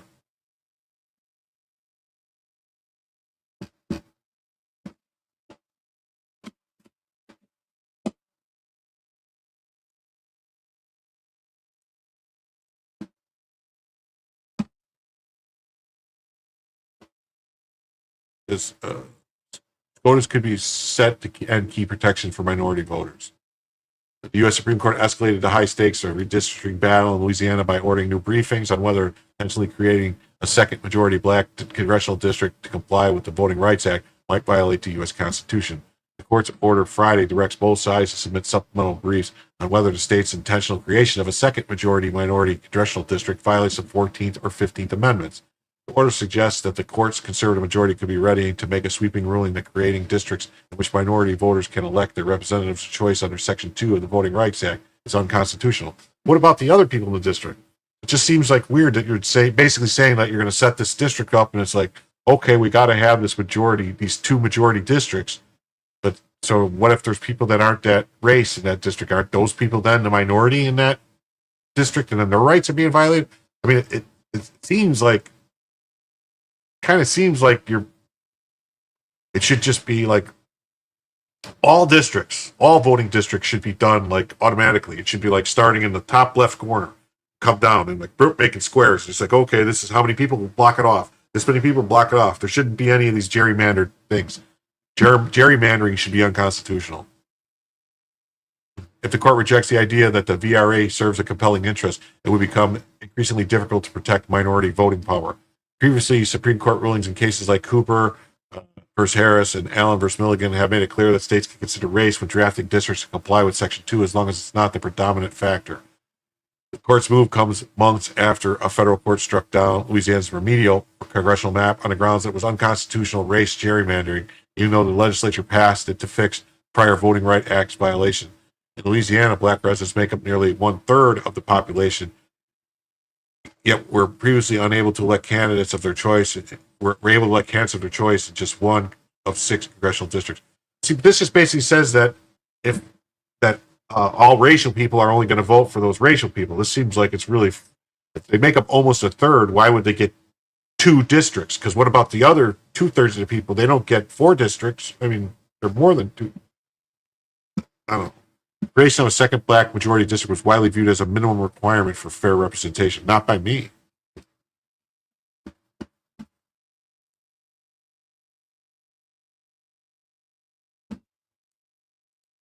Supreme Court to consider ban on race-based voting districts.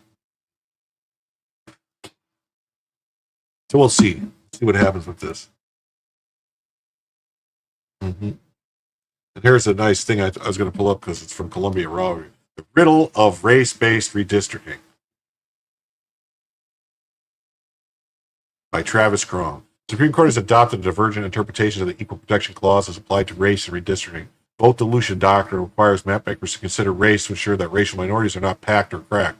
Congress, moreover, has embraced vote dilution doctrine in Section 2 of the Voting Rights Act. By contrast, racial gerrymandering doctrine triggers strict scrutiny if mapmakers subordinate traditional redistricting principles to race, thereby threatening Section 2's constitutionality. To resolve this doctrinal riddle, the essay examines whether, as originally understood, the 14th and 15th Amendment governed the use of race during redistricting. The Equal Protection Clause did not apply to political rights. Indeed, the 15th Amendment enfranchised black men nationwide. The Reconstruction framers debated whether the 15th Amendment also protected the right to hold office, but they barely discussed redistricting. Essay then turns to the post-ratification evidence. The Enforcement Acts did not regulate the use of race during redistricting. During the 1870 and 1880 redistricting cycles, Republican Southern states empowered black voters, whereas Democrat Southern states packed and cracked them. The essay argues that, from its originalist perspective, the competing doctrines of vote dilution and racial gerrymandering are improperly grounded in the Equal Protection Clause. The essay further claims that under the 15th Amendment, there is some historical evidence that in favor of vote dilution doctrine, but virtually no historical support for racial gerrymandering doctrine. The upshot is that Section 2 is valid legislation under Congress' 15th Amendment enforcement authority to protect the rights to vote and hold office. I don't know.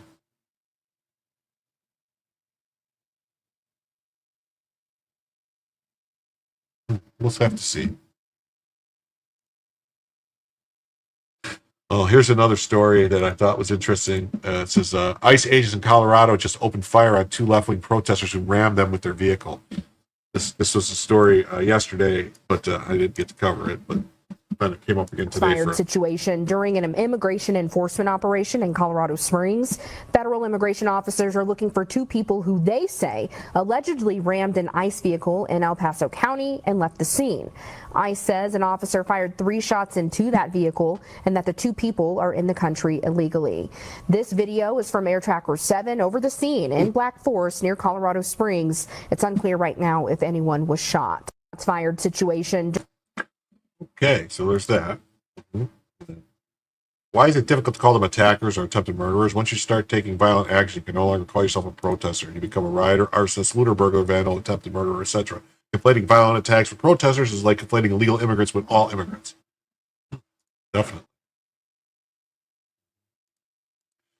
This is breaking. ICE tells Fox News the driver who allegedly attempted to run over their agents in Colorado yesterday has been ID'd as a 6 times previously deported Mexican illegal alien with a rap sheet for child abuse, domestic violence, and multiple felony illegal reentries.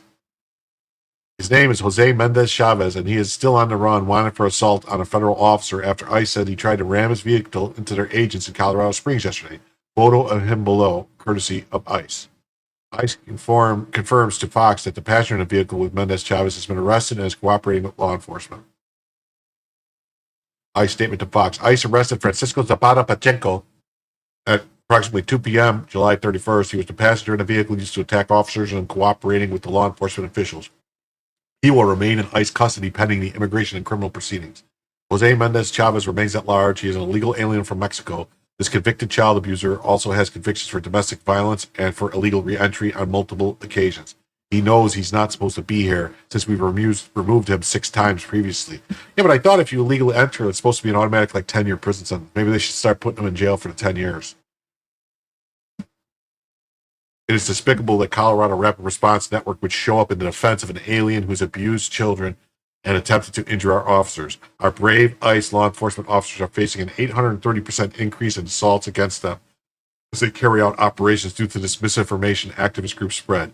Mendez was not an innocent victim. He's an abuser who plays the system and is now wanted for assault on federal officers. There's the guy.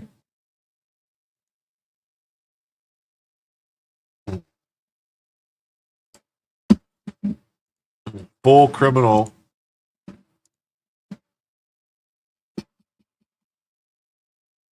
investigative history on the driver who is wanted. Jose Mendez Chavez per ICE. On or about June 2007, Mendez illegally entered the U.S. at Laredo, Texas. On June 28, 2013, the Willard Police Department arrested Mendez for domestic violence. July 1st, Norwalk Municipal Court convicted Mendez for domestic violence sentence of 180 days in jail with 170 days suspended. ICE served Mendez a notice to appear.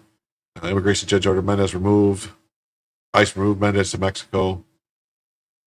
Look at that. A couple months. The judge issued an order, had him removed, and he was removed. On October 3rd, Mendez illegally entered U.S. near Progreso, Texas. October 4th, Border Patrol arrested him and served him with a notice of intent to reinstate prior order of removal. They removed him again. He entered again. They removed him again. He entered again. And they sentenced him to 15 days in prison. They convicted him for illegal entry and sentenced him to 15 days in prison. I thought it was supposed to be 10 years. They removed him. Notice to instate. They sentenced him to 60 days in prison and then removed him. I thought. And 8 months with credit for time served. What the hell? They need to just be sent, someplace. The time he came in again, he was arrested for child abuse in 2020. They removed him. And some other time he came in 2020, they arrested him again. March of 2020, he's arrested. All this stuff happens. Then he comes back, and in August, he's Colorado Springs. So Colorado Springs again. They come back, sentence him to 12 months probation. Seems like this stuff just keeps happening. Mr. Mendez does not like to live in Mexico, but he does enjoy beating women and children. The United States doesn't need to spend time, money, and energy on the likes of him.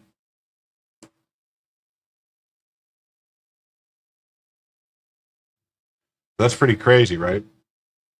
If you think that's crazy, Colorado's also doing this stuff.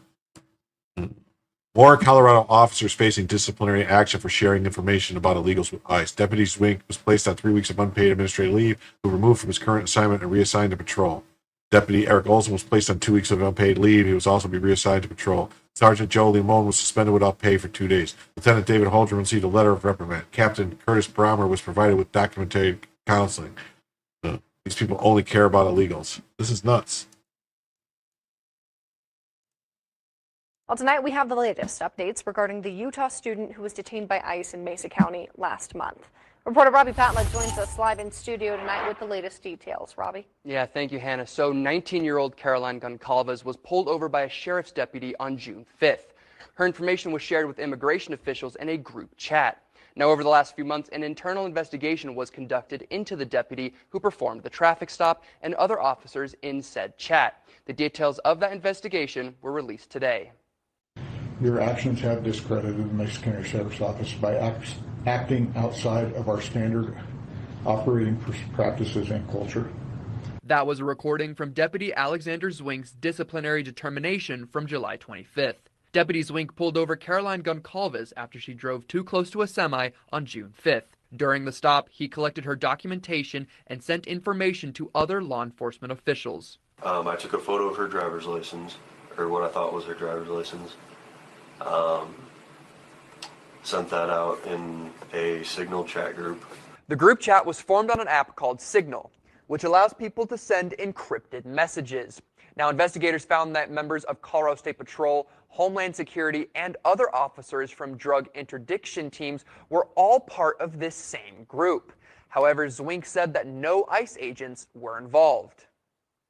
To your knowledge, is ICE part of that chat group? No, they're not. Okay.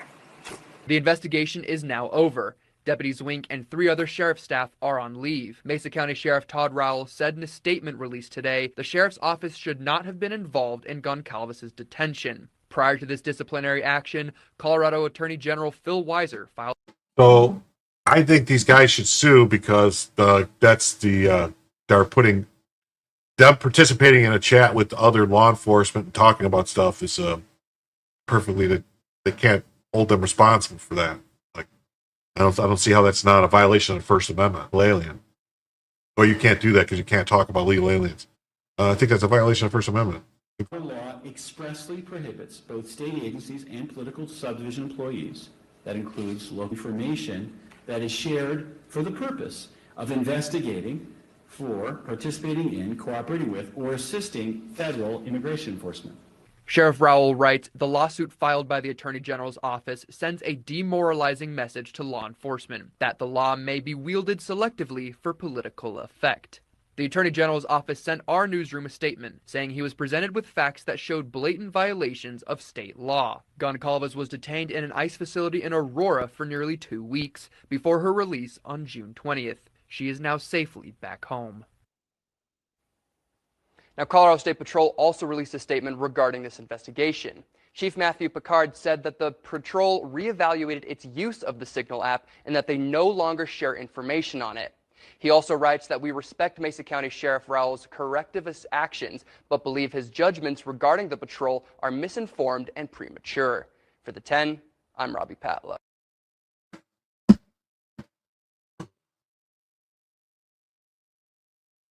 So basically, they're punishing this guy because he shared it with someone else that had nothing to do with ICE. Colorado's crackdown on deputies sharing info with ICE is exactly why federal authority matters. State laws like Governor Pulse's anti-enforcement bill prioritize political posturing over public safety, tying law enforcement's hands while criminal illegals roam free. These deputies followed standards procedures to assist ICE, yet Denver's leadership punishes them for upholding federal law. Meanwhile, violent offenders slip through the cracks, and taxpayers foot the $150 billion annual bill for illegal immigration. Enforcement isn't optional, it's national security imperative. States that block ICE collaboration aren't progressive, they're complicit in lawlessness. Real chaos letting politicians like Weiser weaponize bureaucracy to shield violators while cops get scapegoated. I think maybe someone needs to go after the Attorney General of Colorado, maybe charge him with a crime, or maybe sue him for interfering, Nuts. Sanctuary State Colorado sues local cop for allegedly helping ICE arrest illegal immigrant student. The Sanctuary State of Colorado is suing a local cop who allegedly gave federal immigration agents information on a University of Utah nursing student with an expired visa, leading to her arrest last month. Mesa County Sheriff's Deputy Zwink pulled over the 19-year-old for driving too close to a semi in the highway before he allegedly helped the feds nab the Brazilian citizen. Diaz Goncalves didn't have a criminal history. She had a tourist visa that expired over a decade ago. Okay, and she should get the fuck out of the country. A college student moved from the U.S. If she's here on a tourist visa, she doesn't have a student visa. She needs to get the fuck out. So she moved here from the U.S. from Brazil in 2012. She came here on a tourist visa. That's not how that works.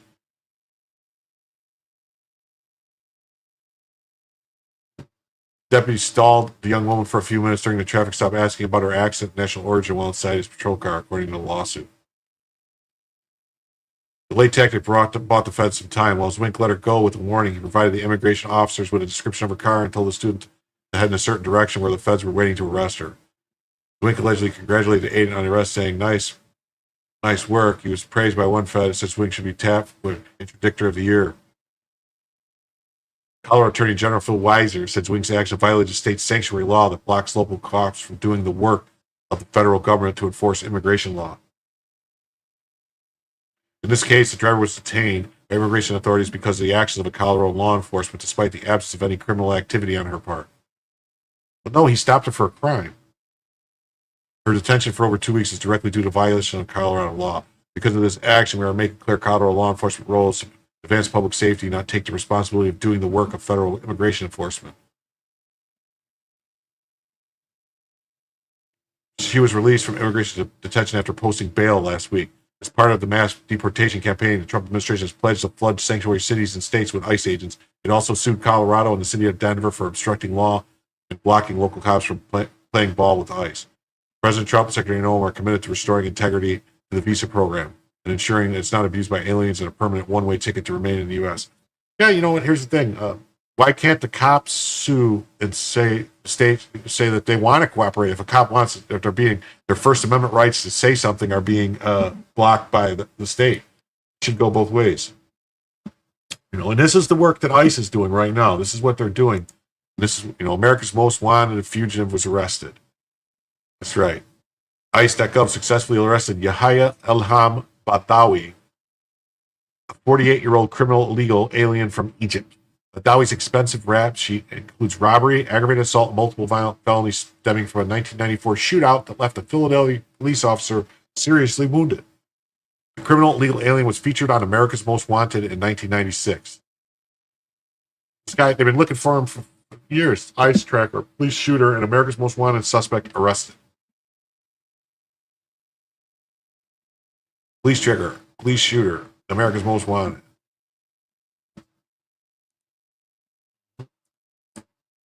The arrest of Yahya Alan Badani, a violent criminal illegal alien with decades of felonies, proves enforcement works when agencies aren't shackled by political agendas. While Democrats sue ICE and scream racism, agents are removing child predators, cop shooters, and drug traffickers from our streets. Badawi's capture after 30 plus years hiding in plain sight shows the power of unapologetic enforcement. Every deportation of these criminals makes Americans safer. Yet leftists push sanctuary policies protecting violent offenders, prioritize law-abiding citizens, not illegal aliens who prove they don't belong here. Right, man. Get them all out. Get them all out.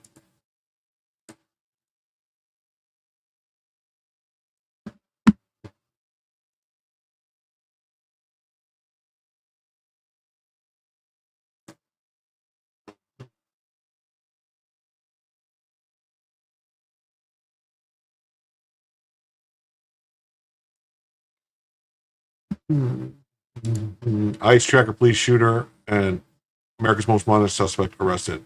As liberals and Democrats and their left-wing accomplices in the legacy media and political punditry vilified illegal immigration enforcement efforts, the Department of Homeland Security and Immigration Customs Enforcement were making the country safer by arresting illegal immigrants who endanger the citizens of the country. ICE arrested Yahya Elham Badawi this week, whose crimes were so heinous that he was previously a suspect on America's Most Wanted for his role in a violent armed robbery at a Philadelphia supermarket in 1994. Badawi and an accomplice were in a shootout with Philadelphia police officers in which one was seriously wounded, according to ICE. Badawi has a serious, substantial criminal history, including robbery, aggravated assault, and multiple violent felonies related to the shootout with police.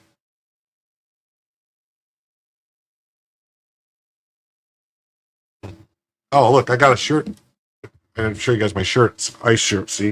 It says, "Stay cool. Te puedo estarse about the poto." My ICE shirt.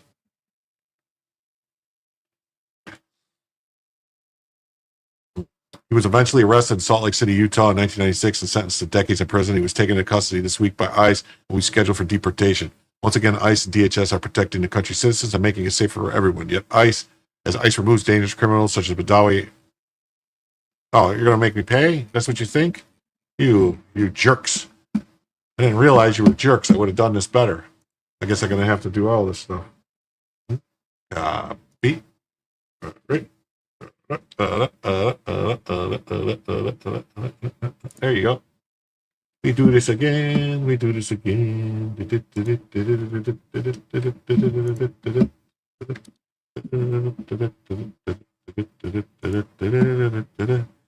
See? See, they think they can do these things to me, but they can't. It's an important distinction to be remembered. ICE, DHS. He was eventually arrested in Salt Lake City in 1996, sentenced to decades in prison. He was taken into custody this week by ICE. He was scheduled for deportation. Once again, ICE and DHS are protecting the country's citizens and making it safer for everyone. Yes, ICE removes dangerous criminals such as Badawi. Democrats actively seek to obstruct their efforts to uphold justice.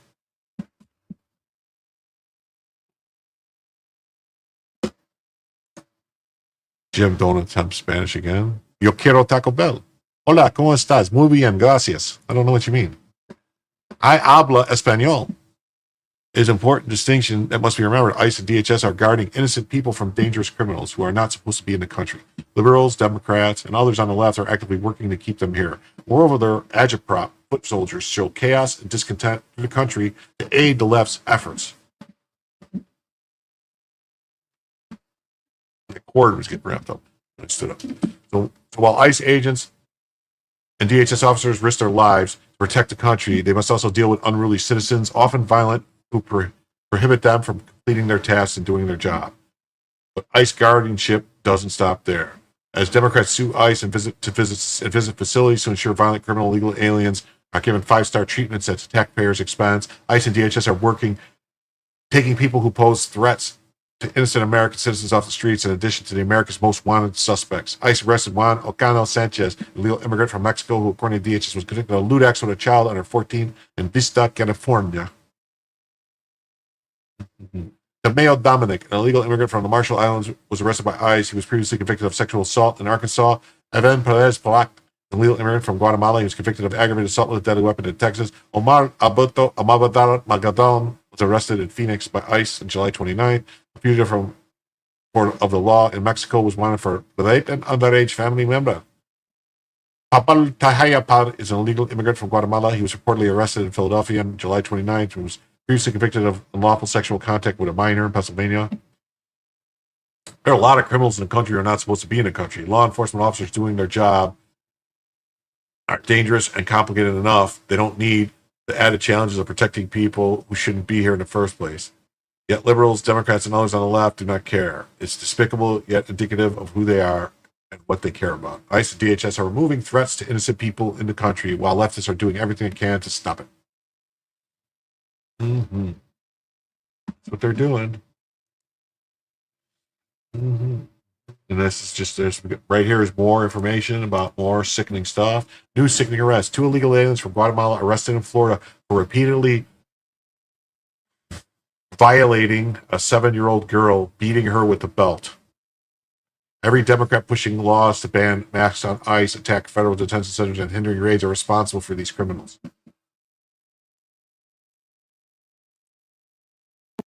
More about the arrest of 2 men in West Palm Beach for the repeated sexual abuse of a young girl. The police chief calling it a heinous crime. An arrest report shows the alleged abuse happened at the Sunset Place apartment on 36th Street until this week. The victim confided in her babysitter, who then alerted DCF. Officers arrested 2 men, both from Guatemala. Police say the victim lived with both men. The young girl told investigators she had been molested every day, possibly for months, and was also hit with a belt by one of the men. The crimes, heinous crimes, did in fact occur. Both suspects voluntarily confessed to the repeated sexual abuse of a child under age 12. Chief Tony Araujo did not take any questions while announcing the arrest this afternoon. He says the suspects are facing a combined 7 charges. More about the arrest of 2 men in West Palm Beach for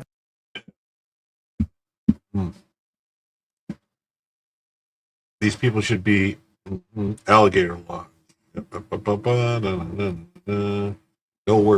No words. Like Davis says, these monsters deserve the death penalty. Supreme Court must overturn Kennedy versus Louisiana, which 5 liberal justices pretended the 8th Amendment rule and judicial punishment provision bars states from executing child rapists. They deserve a gruesome death. Actually, I think Florida did something to try and do that, if I'm not mistaken. I swore Florida did something about trying to challenge it.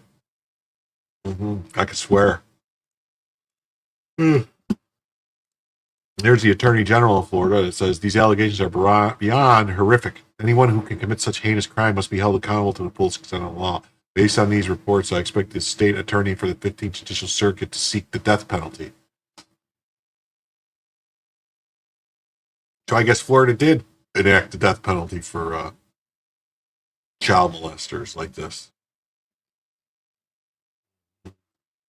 Maria Salazar should feel embarrassed introducing amnesty. What a monster she is for wanting to keep the scum of the earth in the United States.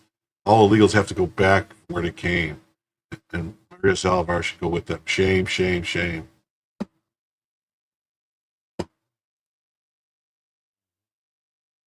Feet first. Breaking news, there's now a vaccine, a child molestation vaccine.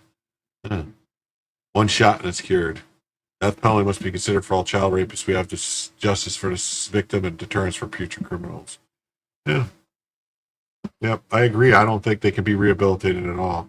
Unless you're going to use a wood chipper to rehabilitate them. The only place I can find an actual story about this was the Daily Mail. Believe it or not, I could not find anything about this in local Florida papers. Anywhere. It's weird, right? I think it's very weird that you can't find. Responded, and the initial investigation revealed that a criminal act had occurred. Detectives with our Special Victims Unit responded, and further investigation determined that crimes, heinous crimes, did in fact occur. Detectives identified the suspects as 26-year-old Josue David Mendez Salas and 23-year-old Pablo Neftali Cobon Mendez. It should be noted that Mendez Salas is the father of the victim. What? who is under the age of 12. Both Mendez Salas and Cobong Mendez were arrested and transported to the West Palm Beach Police Department headquarters, where both suspects voluntarily confessed to the repeated sexual abuse of a child under age 12. Just yesterday in Palm Beach County, 2 criminal illegal aliens brutally sexually assaulted a 7-year-old girl. This is what we're dealing with every single day. These are the very real perils of the open border policies. 4 men are behind bars accused of raping a 9-year-old girl in Uinta County. Police say the girl's mother was in another room using meth. Her grandmother is calling for swift and harsh justice tonight. I want justice taken care of.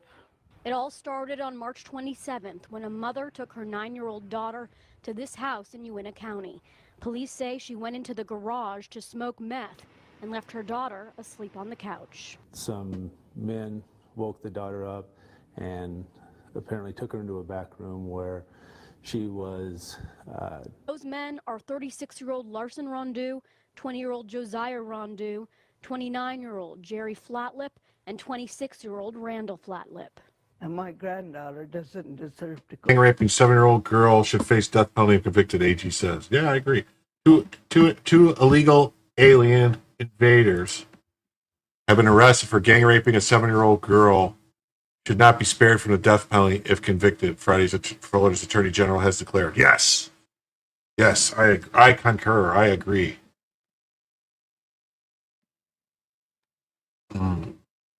Joshua David Mendez Salas and Paulo Naftali Cabo Mendez were arrested in West Palm Beach and charged with the sexual battery of a 7-year-old child. James Altemeyer stated that he expects the state attorney for the 15th Judicial Circuit to seek the death penalty for the 2 suspects, both from Guatemala. And an ex-post one says, these allegations are beyond horrific. Anyone who commits such heinous crimes must be held accountable to the full extent of the law. The harrowing details first emerged on July 30th when the young girl bravely confided in her babysitter, reporting that she'd been inappropriately touched by Mendez Salas and Carbo Mendez. Both individuals she knew while in the Sunset apartment complex. The Department of Children and Families was immediately alerted, launching an initial investigation for bringing in law enforcement. In the follow-up interviews, the child provided a chilling account, revealing that Cabo Mendez molested her every day. Evidence of the physical abuse was also present, with visible bruising on the child's body, which she attributed to Mendez hitting her with a belt.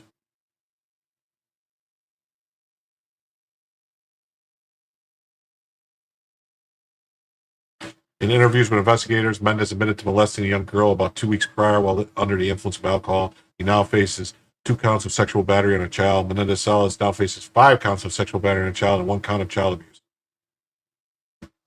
Oh, that's Cabon Mendez and Mendez Salas. So according to police, Mendez Salas admitted to sexually abusing a girl about 5 times over the past 3 months, claiming he was intoxicated during each incident and couldn't recall the details. He also told investigators he had recently struck the child with a belt. He and a second suspect are both held without bond in the Palm Beach County Jail. If convicted, Mendez Salas faces a mandatory life sentence and up to 5 additional years for child abuse, while Cabon Mendez faces 2 mandatory life sentences with the death penalty possible under Florida law. The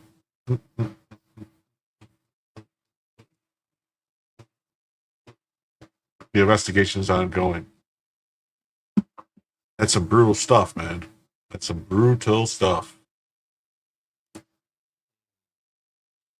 And then on the same, I got a few stories here all about illegal immigrant crimes. So we're just going to go through them. People, this is Winsome Earl Sears.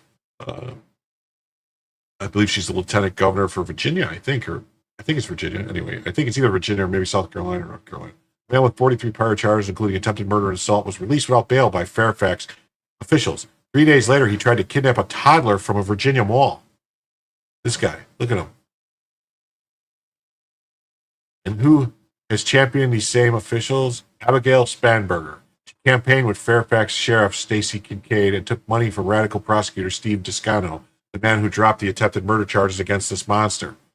Oh yeah, there's Abigail Spanberger with him right there. Look at her. Yeah. Imagine taking your toddler to a mall and then a man with 43 priors rips them away from your family. Now imagine the people who let him walk free knew exactly who he was.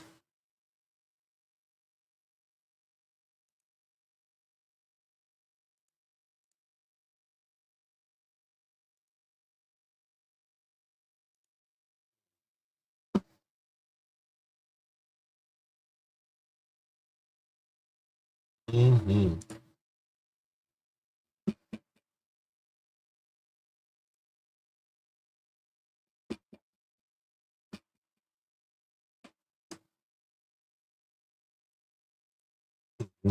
Footage had been released of an alien kidnapping a young girl from a Virginia mall. Lucky this POS got caught. These people were allowed into the country en masse, by the way. Yeah.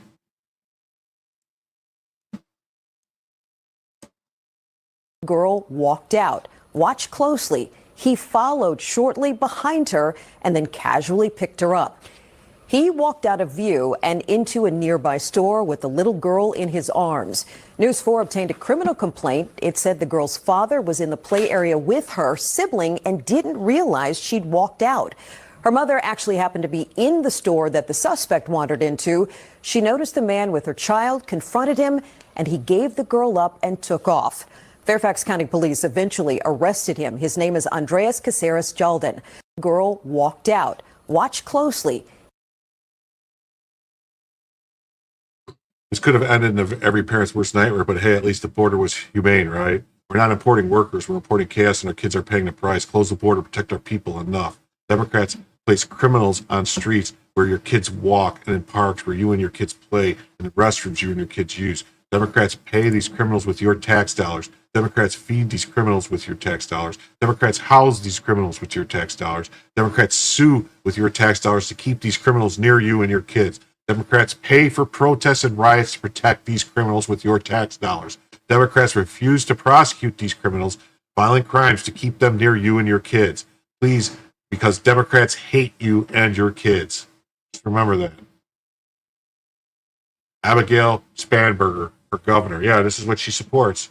This is who's running for governor, and this is what she's doing. So, here's another one.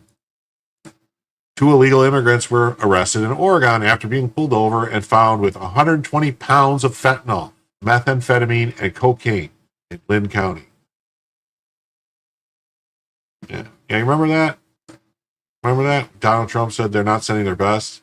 Right about that too, yeah.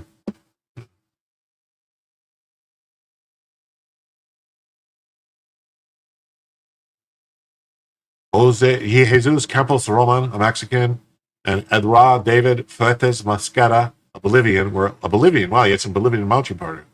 Were allegedly transporting the deadly drugs to Washington State, where they were illegally living. The fentanyl alone that was recovered could kill over 900,000 people. Despite regular arrests and convictions in Oregon of illegal foreign national drug traffickers, sex offenders, and violent convicts, Democrats in the state have condemned immigration enforcement. Many leftists have responded violently with assaults and death threats on federal agents. Look at all that. That's a lot of drugs. That's a lot of drugs. Mm-hmm.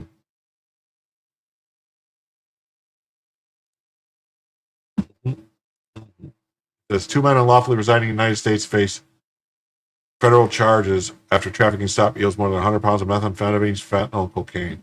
2 suspected drug traffickers face federal charges after they were caught transporting approximately 120 pounds of methamphetamine, fentanyl, and cocaine on Interstate 5 in Lynn County, Oregon.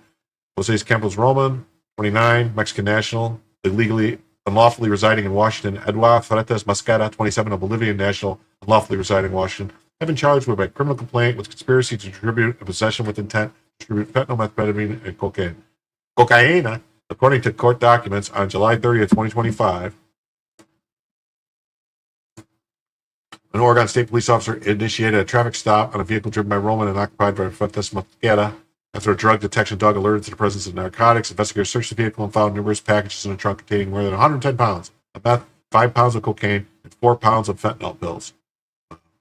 5 pounds, so that's basically 2 kilos of cocaine. Roman and Fuentes made their first appearance in federal court today. The case is being investigated by the DEA and Oregon State Police, prosecuted by David Huynh, Assistant U.S. Attorney for the District of Oregon. Criminal complaints only accusation of a crime. Okay. Case isn't isolated, it's systemic. Campos, Roman, and Fuentes Mascara trafficking operations highlights how porous borders, weak enforcement directly fuel the fentanyl crisis. Mm-hmm. Over 900,000 potential deaths from one bus alone. That's not just a crime, it's chemical warfare on the United States streets. Oregon Democrat hostility towards ICE isn't compassion, it's complicity. Every gram seized here exposes the lethal cost of sanctuary policies that prioritize criminals over citizens. Meanwhile, the same week, Anthony Betta, another illegal resident, was caught with 270 pounds of meth in Oregon. Pattern recognition isn't hard. Open borders equals open season for cartels. Until deportation enforcement scales to match the threat, these arrests are just a whack-a-mole with body bags. The data behind these arrests and policy failures demand a harder look. That's all right. It do.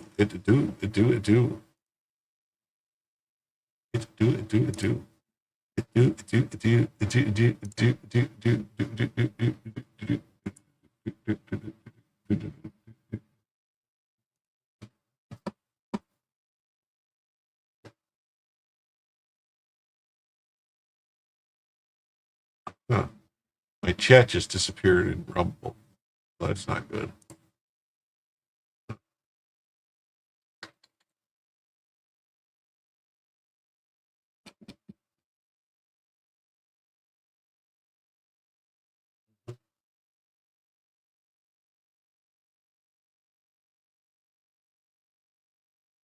Reporters can get more detailed about the fentanyl obstetric crisis so the public could really see it, not just shady people dying from this and showing more proof of death count numbers instead of 900,000 deaths. Media coverage sanitizes carnage by focusing on statistics instead of consequences. Reporters should track hospital overdose admissions by zip code, map trafficking routes through sanctuary jurisdictions, and document which jurisdiction refuses ICE cooperation. 4 pounds of fentanyl equals 900,000 lethal doses. That math isn't theoretical, it's body prevention. Real journalism means connecting seizures location to distribution networks and showing how sanctuary policies create trafficking highways. Oregon's string of cartel arrests proves the pattern, but reporters bury the immigration status angle. Track deportation refusals, correlate them with overdose spikes, and expose which elected officials block enforcement while their districts hemorrhage. The CDC's overdose data exists. Reporters just won't dig deeper because it exposes failed policies. Map fentanyl overdoses against sanctuary city boundaries, follow the money trail from cartels to street dealers, and force politicians to explain why they prioritize criminal protection over citizen safety. Numbers tell stories when journalists stop protecting politicians.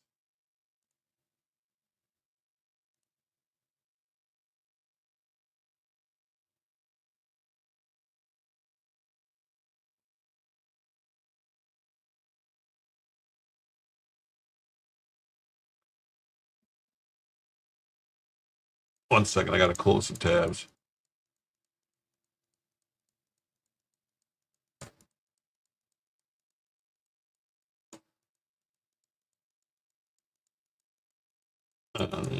Closing tabs, closing tabs, closing tabs, closing tabs, closing tabs, closing tabs, closing tabs, closing tabs. All right.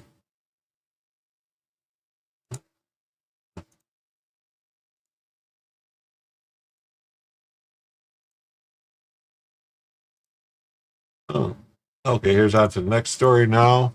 Mass exodus. 154,000 deep staters have taken Trump's buyouts and leave the federal government so far. Trump is coming at the swamp from every direction, and it's working. This is the biggest civil service downsizing in history. Here's what it means. The deferred resignation program gave bureaucrats 8 months of paid leave if they resigned. Critics called it wasteful, but it's saving taxpayers $20 billion per year. It's gotten the deep staters to fire themselves. Trump's plan wasn't just efficient, it was brutal. OPM Director Scott Kapoor put it bluntly. The deferred resignation program was a practical, humane, and voluntary option to accelerate workforce transitions in a system that desperately needed movement. Translation, Trump finally broke the permanent bureaucracy. Fewer than 6,000 federal workers were fired for cause last year under Biden. That's out of 2.4 million. Less than 5,000 are political appointees. Most can't be fired individually, but you can have huge reductions in force. You can have reorganizations. You can have buyouts. The Supreme Court allows Trump to move forward with plans for mass firings, reorganization of the federal government. Senate Democrats are fuming. They said it cost billions in buyout pay, but those were one-time costs. The savings are permanent. This is a standard private sector restructuring applied to the Leviathan. The Dems are really mad because they're losing power. More cuts are coming. More positions will be eliminated. Lots more. And others will be filled with Trump-aligned, mission-driven personnel. It's not just people, it's regulations. Trump is pushing to cut 50% of all federal rules by 2026. Trump slashing federal regulation at a rate 10-1. He wants to cut half by 2026. Trump is doing what no one else could, turning a $37 trillion debt train around by dismantling the real deep state, the unaccountable bureaucratic class. And he's just getting started. That's pretty cool, right? Pretty cool. This is a story that I saw, and it kind of made me go, that they're reporting this, because they usually don't report these things. Trump just moved 2 U.S. nuclear submarines after threats from top Putin ally. Dmitry Medvedev literally threatened nuclear war. Trump's response, watch your words. The era of weakness is over. And I think Trump's just all like, we're ready. In a late-night post, Trump confirmed he ordered 2 nuclear subs to deploy in the appropriate regions after what he called foolish and inflammatory statements by Medvedev. Words are very important, and you can often lead to unintended consequences. Based on the highly provocative statements by the former president of Russia, Dmitry Medvedev, who is now the deputy chairman of the Security Council of the Russian Federation, I've ordered 2 nuclear submarines to be positioned in appropriate regions just in case these foolish and inflammatory statements are more than that. Words are very important and can often lead to unintended consequences. I hope this will not be one of those instances. Thank you for your attention to this matter. Who is Medvedev? He is Russia's former president and now deputy head of Putin's Security Council. He's gone off the rails, posting nuclear threats, mocking peace efforts, and daring Trump to act. This week, Trump decided to call his bluff. Trump's warning, you've entered a very dangerous territory. Medvedev's reply, a direct threat. Trump should remember Russia isn't Israel or Iran. Each ultimatum is a step towards war with his own country. Still, the shot at Biden is classic. Trump's playing the ultimate game with Russia, 50 days or 10. He should remember 2 things. Russia isn't Israel or Iran. Each new ultimatum is a threat towards war, not between Russia or Ukraine, but with his own country. Don't go down the Sleepy Joe road. Trump didn't just talk, he moved 2 of the deadliest weapon systems on the earth, ballistic missile subs that can each destroy a continent. Then he cut Russia's deadline for compliance from 5 days to 10. He's not bluffing.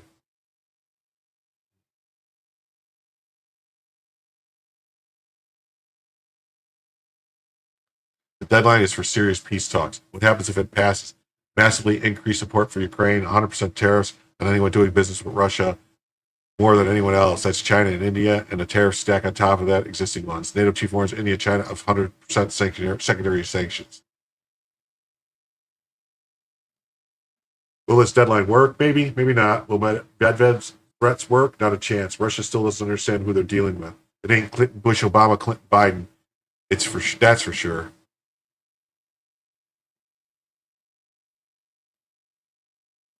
We'll see. Moving a couple of boomers is, they're not supposed to talk about it, really. Their positions are highly secretive. Trump orders nuclear subs repositioned over statements from Russian ex-leader. In a warning to Russia, President Trump said Friday he's ordered the repositioning of 2 nuclear submarines based on the highly provocative statements by former President Medvedev, who has raised the prospect of war online.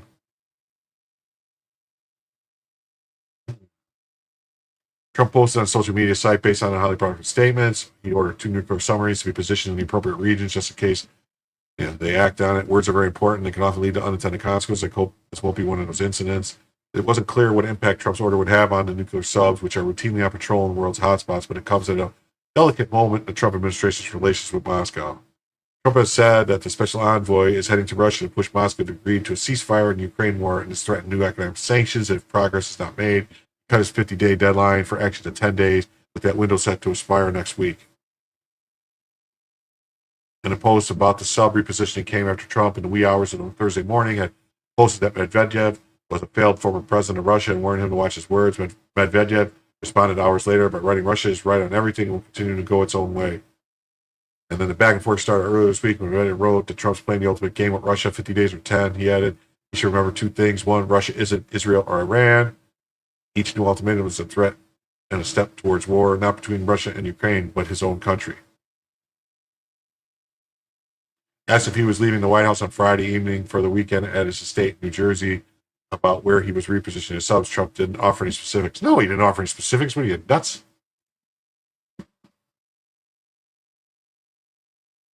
We had to do that. We just had to be careful. He said a threat was made and we didn't think it was appropriate, so we have to be careful. We have to be careful. Trump also said, I do that on the basis of safety for our people. We're going to protect our people.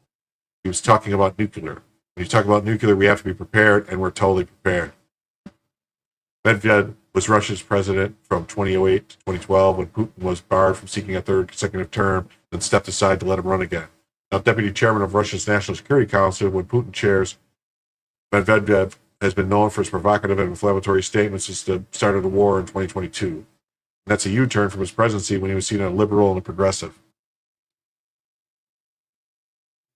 Medvedev has frequently wielded nuclear threats and lobbed insults at Western leaders on social media. Some observers have argued that with his extravagant rhetoric, Medvedev is seeking to store political points with Putin and Russian military hawks.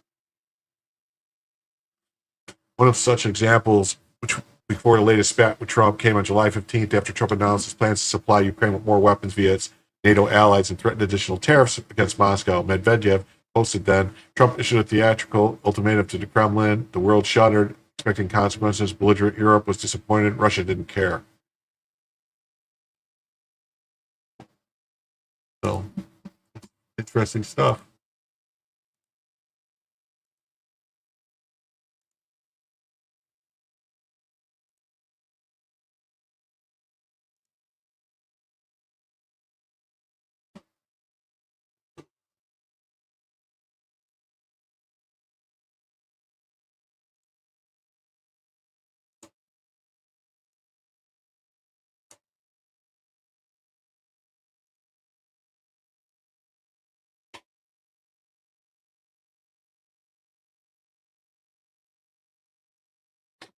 Oh my God, Massachusetts police training classifies Moms for Liberty as a hate group.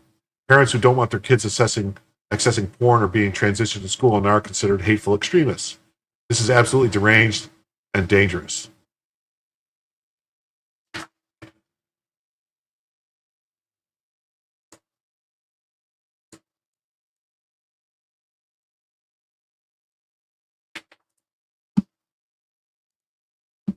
Massachusetts police are being trained to label Moms for Liberty as a hate group alongside Antifa and neo-Nazis. That's not only inaccurate, it's a dangerous mischaracterization.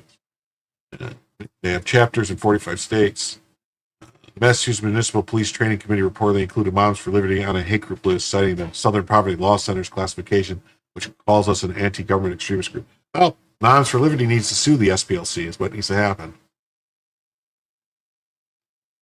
We are parents. We show up at school board meetings. We oppose book referencing race and gender identity when they do not align with community values. That's not extremism.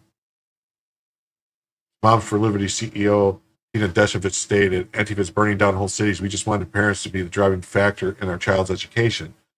These two are not equivalent. The Massachusetts in-service training of police officers undermines engaged moms and respectful dialogue in schools and communities.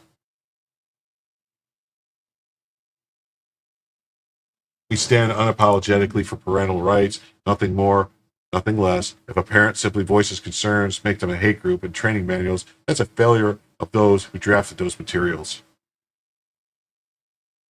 Police are our neighbors, our friends. They have children too. Many quietly support what we're doing. It seems odd that official training doesn't reflect that reality. We will continue to advocate for transparency in how police agencies define hate. Tag your state legislature, tag your congressional representative, tag your senator, share this post, demand clarity. How are a hate group defined police training? Does concerned parents really belong with mass violent, anti-American, Marxist, anarchistic groups? Moms for Liberty obtain the training materials through a Freedom of Information Act request. Thank you, Daily Wire, for exposing the Massachusetts Municipal Training Committee, which trains more than 20,000 police officers across the Commonwealth. Read the full story here.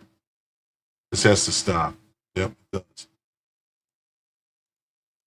It says, Massachusetts police training scandal unveils leftist defamation as Moms for Liberty labeled hate group alongside Antifa and neo-Nazis. SPLCs has a long history of corruption lies. In a shocking turn, Massachusetts State Police are being trained to classify Moms for Liberty, a pro-family organization, as a hate group alongside Antifa and neo-Nazis. This leftist lie, likely driven by progressive ideologues, is not only inaccurate, but dangerously mischaracterize a group advocating parental rights. Moms for Liberty, with 103,000 members across 278 chapters in 45 states, focuses on protecting children from inappropriate curricula and supporting school board elections. Hardly a hate group behavior. No Moms for Liberty leader has been arrested for violent crimes, unlike the Southern Poverty Law Center, which has its own dark history. The SPLC, as self-proclaimed arbiter of hate, has faced major lawsuits for defamation, losing credibility after falsely labeling numerous pro-family groups as a hate organization. Its reckless characterizations have fueled lawsuits, including a $3 million settlement with Majid Nawaz in 2018 and a $100,000 payout from the Center for Immigration Studies in 2019. Notably, SPLC's former staffer Thomas J. Kinkutta was arrested for possessing child pornography, exposing his hypocrisy.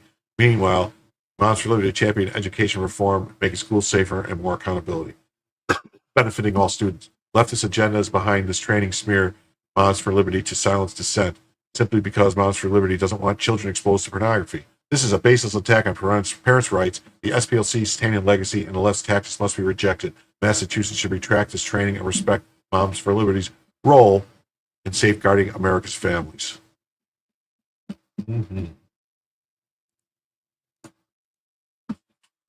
Moms for Liberty called a hate group in Massachusetts police training. The group responsible for training Massachusetts police officers listed a prominent parental rights group alongside Antifa neo-Nazis on its list of hate groups. Massachusetts Municipal Training Committee, which trains more than 20,000 police officers across the Commonwealth. I wonder if they trained those officers that said Karen Reed hit the guy in the car. Which were shared exclusively with the Daily Mail. Moms for Liberty obtained the training materials. The training materials cited by the SPLC, which labeled Moms for Liberty an anti-government extremist group. Anti-government extremist group. Wow.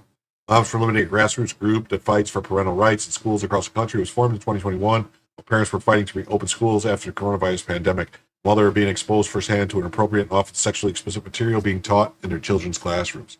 That's nuts, right? That's not so skidnutso.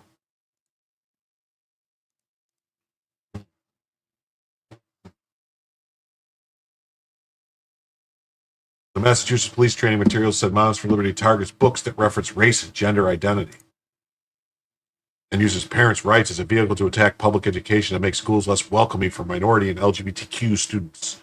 Moms for Liberty co-founder strongly disputed that definition, saying her group simply fights for parents to have a say in their child's school experience. Moms for Liberty is here to show up at school board meetings, speak out against curriculum, failing schools, appropriate books, maybe in your public school library. Antifa is burning down whole cities. These two are not equivalent. We want parents to have the ability to opt out of sexualized books and curriculum, things that don't align with their religious beliefs, as the Supreme Court just affirmed in their most recent ruling in Montgomery County, Maryland case. We have to ask what is going on in Massachusetts with these training for police officers. We are not conducting ourselves in a way that police ever need to be concerned about the way we act. Matter of fact, our chapter chair here in Plymouth County, Massachusetts, who was one that brought this to my attention, said local members of police force came up to her all the time and said, please keep going. We can't talk about it publicly, but I have kids. I appreciate you guys speaking out. So thank you for your coverage and your bravery. Oh, okay. Okay, well, let's see here. Okay, Steve, you have a nice night. Been fun. I'll see you tomorrow, maybe. Hank, you too. Great night. Talk to you tomorrow. Antifa, a left-wing political movement that has used criminal violence, threats, and vandalism to oppose conservatives, was the hate group listed right before Moms for Liberty, and the training linked to an article calling it a relatively small threat across the country. Yeah. Antifa is a small threat, but Moms for Liberty is a real threat. Meanwhile, the training linked to a PBS article saying Moms for Liberty is a well-connected extremist group that attacks inclusion in schools, according to the anti-hate researchers.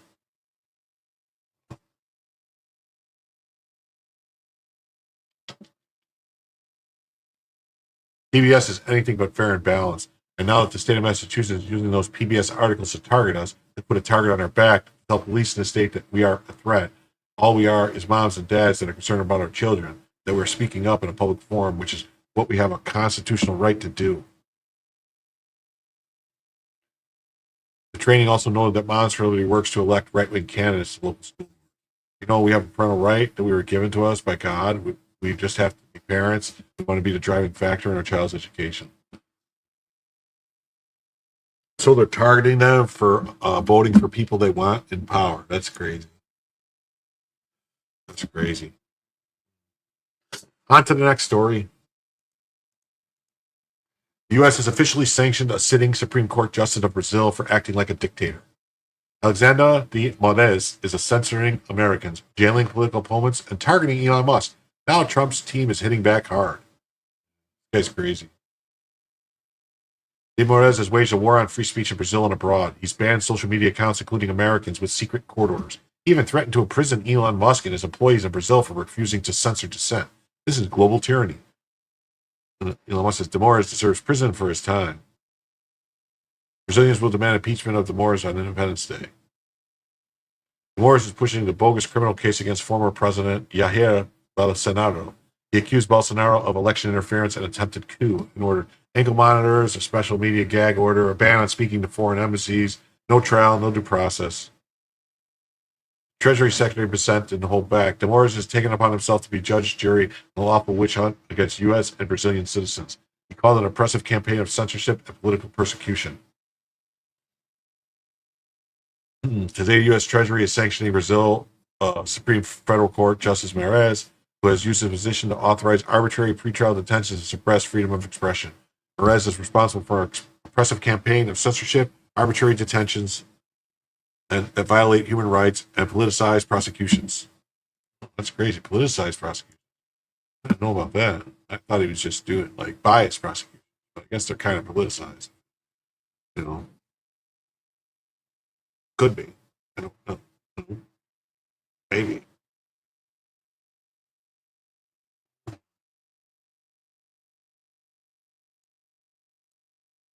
Oh, wait. Why does that happen? Senator Marco Rubio echoed that. He abuses authority in a politically motivated effort to silence critics. The Treasury is using the global Magnitsky Human Rights Accountability Act to punish human rights abusers and foreign enemies of free speech like De Moraes. We have sanctioned a Brazilian court under the global Magnitsky sanctions. Let this be a warning to those who attempt to trample fundamental rights of their countrymen.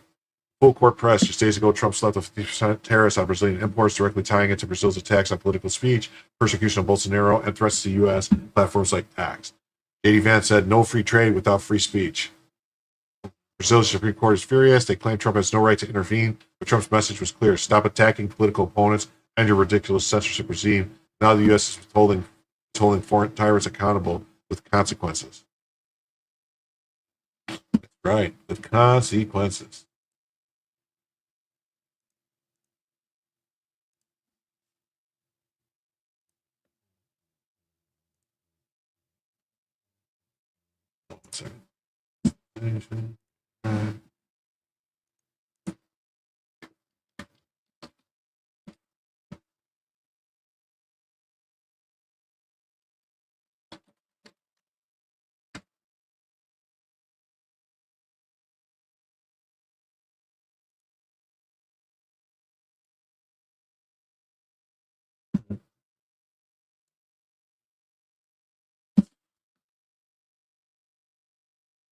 Sanctioning Brazilian Supreme Court justice for serious human rights abuses.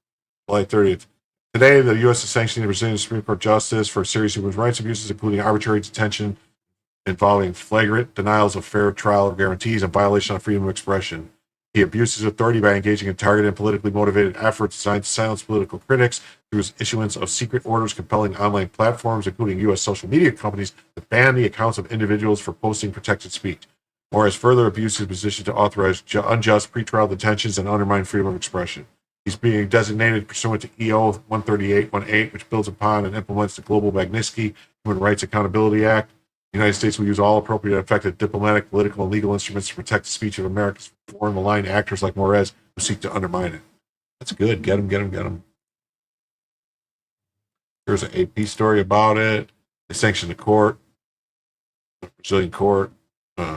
U.S. Department of Treasury now sanctions on Alexander de Moraes over alleged suppression of freedom of expression. He's overseeing a criminal case against Bolsonaro, who's accused of masterminding a plot to stay in power. These fucking people. Moraes is responsible for an oppressive campaign of censorship, arbitrary detention that violate human rights, and political persecutions, including against the President Bolsonaro. The department cited the Global Magnitsky Act, which targets perpetrators of human rights abuse for corrupt officials. Crazy, right?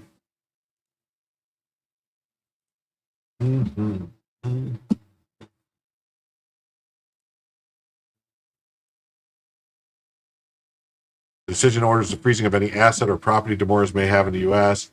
The Brazilian Supreme Court and President Peltz immediately respond for comment. Wednesday, sanctions allowed the U.S. Department of State to announce visa restrictions on Brazilian judicial officials, including Moraes. This is not going to get any visas. This also comes as the President announced a 50% tariff on Brazilian imported goods. Announcing the tariff, Trump explicitly linked the import tax to what he called a witch hunt trial of Bolsonaro. Trump appears to identify with Bolsonaro, who's accused of trying to overturn an election 2022 loss to Lula. I think these were looking because the election looked very screwy. Trump was indicted in 2023 on the allegation he tried to overturn the results of the 2020 election. Why they got to throw that in there?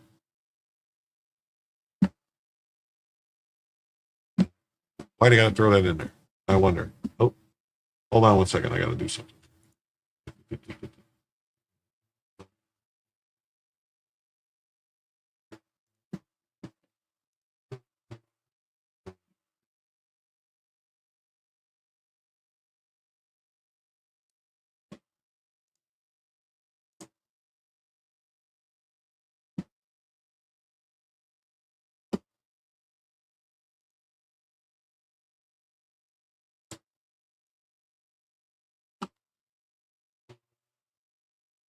Hey, we got a guest. Dave popped in. How you doing, Dave? How you doing, buddy? I'm all right. Just chilling, hanging out. Didn't meet the goal tonight, so I'm not going to go that much longer. They didn't pay. I don't stay. Hey, you know what?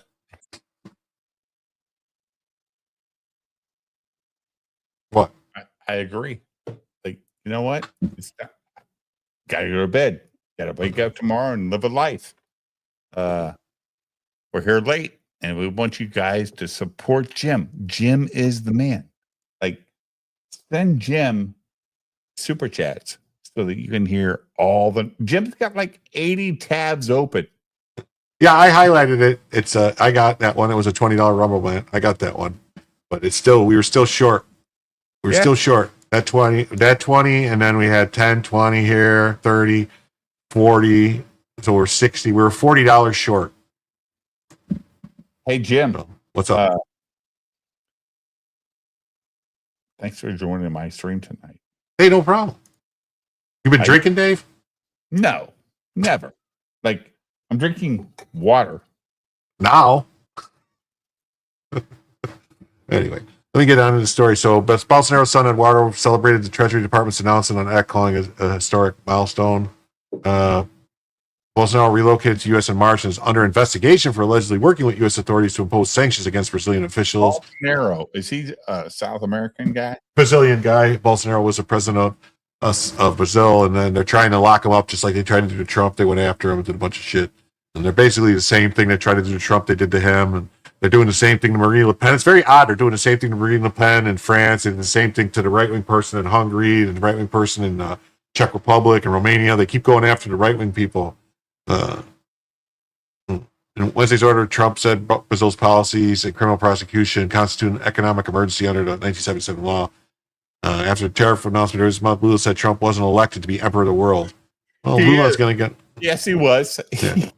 You know what? He's the president of the United States, and if the rest of the world wants to recognize him as the emperor, that's up to them. The rest of the planet can reward Trump, but America needs to recognize Trump is the man for the next 3.5 years. He just is. Sorry, that's how I feel about it. It's all right. You don't have to apologize. Left-wing president early sanctioned the law banning the use of live animals in laboratory testing for personal hygiene products, cosmetics, and perfumes, calling Wednesday a sacred day for sovereignty. In a video posted on social media, Lula said he left the event in the capital of Brasilia in a hurry to defend the sovereignty of the Brazilian people in light of the measures announced by the President of the United States. Originally due to become effective August 1st, Wednesday's order said the tariffs would go into effect 7 days after signing. Flavia Loss, an international relations professor at the Foundation School of Sociology and Politics in Sao Paulo, said the sanctions against Moraes and the tariffs order marked an escalation in the tensions between the U.S. and Brazil. We're not talking about normal commercial dispute between countries. We were talking about using commercial tools to coerce what happens in Brazil. Well, Brazil. Human Rights Watch in Brazil said on X, the sanctions are a clear violation of judicial independence, a pillar of democracy. whatever. Human Rights Watch should be paying attention to what the violation of human rights is going on in Brazil. And this is a real sick story, this next one, that blow your mind. You guys ready for this one? Kids are asleep, enjoying a relaxing evening, reading some mainstream journalism, and holy ass, look at this. Donor organs are too rare. We need a new definition of death. Right? The need for donor organs is urgent. An estimated 15 people die in this country every day waiting for a transplant. We need to figure out how to obtain more healthy organs from donors while maintaining strict ethical standards. New technologies can help, but the best solution we believe is legal. We need to broaden the definition of death. No. If your organs are failing, die. Like, don't depend on me to support your life.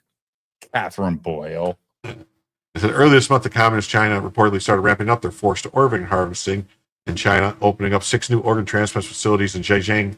Murdered prisoners of conscience could be a source of transplanted organs. Right here. Oh, I hate all of this, Jim. I hate it all. Like, yeah, see, it's right here. If you don't like the status quo, just redefine everything. If not the case, they want to define who is alive and who is not for the greater good, of course. And yeah, they want to define who's alive and who's not. Maybe it's just me, but I feel like strict ethical standards means not harvesting organs until after a donor is, no longer alive and stuff. Well, see, we're going to get into that. Early in this month, communists reportedly started ramping up for prisoners and stuff like that. Yeah. So there's no specific evidence. This is only absolute speculation. Everything's speculation, right? Until we get to this. Read the story. We need to define a new definition of death, right? People die in many ways, but medicine, there are only 2 reasons a person can be declared dead. Either their heart is stopped or their brain has ceased to function, even if the heart is still beating. A person may serve as an organ donor only after being declared dead. Until then, transplant surgeons are not allowed to even interact with the dying patient. This commonsensical rule underpins organ donation in the United States and many other countries. Most donor organs today are obtained after brain death, defined by most state laws as a condition of permanent unconsciousness with no spontaneous breathing, no response to pain, no primitive reflexes. In other words, devastation on the whole brain. Organs obtained this way are relatively healthy because brain-dead patients can continue to circulate blood and oxygen. Brain death is rare, though. In New York State, with a population of 20 million, there are an average of fewer than 500 cases suitable for organ procurement and transplantation every year. Well, Jim, that tells you, then don't fucking do it. If there's 20 million people there and only 500 people a year are available, then those are the 500 people. Like, that's it. Like, that's it. Don't make it a fucking weird spectrum that we can include these other people. Like, God damn, these people are sick. And it says far more often people die from their heart has permanently stopped beating, which is known as circulatory death. However, precisely because the blood has stopped circulating, organs from people that died this way are often damaged and unsuited for transplantation. The need for organs is urgent. An estimated 15 people die every day waiting for organs. We need to figure out a way to obtain more healthy organs. I hate this too. Like, you know what? Don't destroy your organs while you're living. Yeah, that's right. Don't depend on the dead to keep your life going. Fuck off. And I donated a kidney, Jim. I have done it in my 30s. I donated a kidney to a friend. But you know what? That was my choice. Don't depend on the dead to keep the alive living because they made poor choices drinking too much bourbon. But consider how things currently work. In the procedure known as donation after circulatory death, a typical donor is in a irreversible coma, say a drug overdose or massive cerebral hemorrhage, and the heart is beating only because of life support. The donor is still not legally brain dead. Here, he or she might have, say, a gag reflex or other primitive functions. In such cases, with the blessing of the family, a donor is brought into an operating room and life support is carefully withdrawn. If, as expected, the removal of life support results in a stoppage of the heart, surgeons will wait long enough to determine that the stoppage is permanent to be confident of death, but not so long that the vital organs get damaged. This period is typically about 5 minutes. Then the surgeon removes the organs. But even if a few minutes after the heart stop often results in damage to organs. This surprised potential recipients of healthy organs and thwarts the wishes of donors to have their organs used to help others.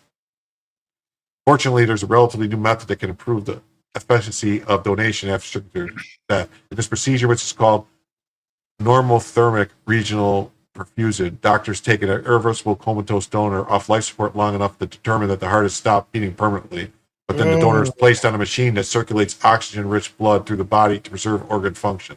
Donor organs obtained through this procedure, which is used widely in Europe and increasingly in the United States, tend to be much healthier. But by artificially circulating blood and oxygen, the procedure can reanimate a lifeless heart.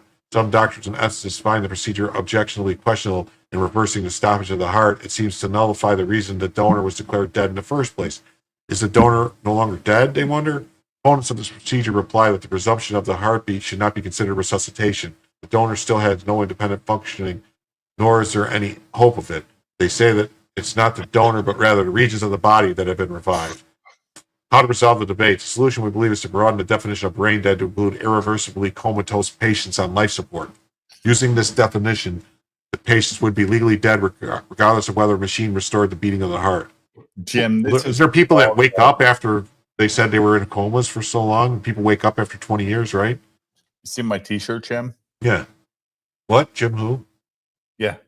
More interesting than this bullshit. I mean, I'm just gonna say, like, this is fucking assholes trying to convince Americans be an organ donor. That's all this is about. Because in Britain or Western Europe, everybody just wants to give their organs away, whatever. But in America, we're like, yeah, maybe I don't want to do that. I don't want to make part of that my driver's license if I get killed in a car crash, that the local hospital can harvest all my organs.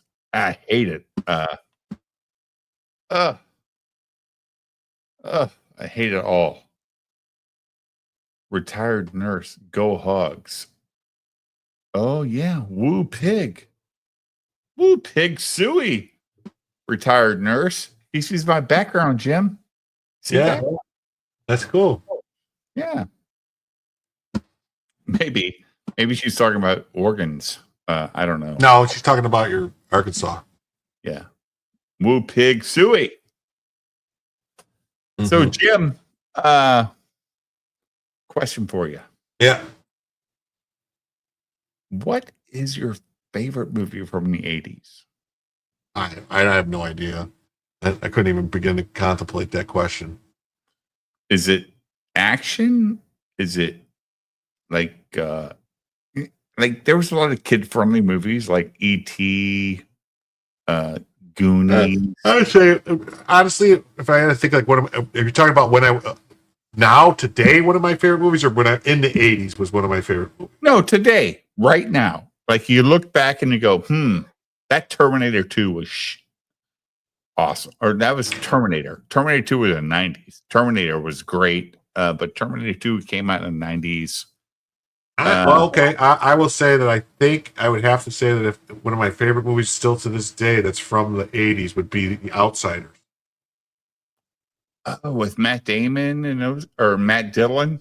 Matt Dillon and all them, Tom Cruise and C. Thomas Howell and all the Ralph Macchio. All of them are in it. Emilio Estevez, Charlie Sheen, they're all in it. Yeah.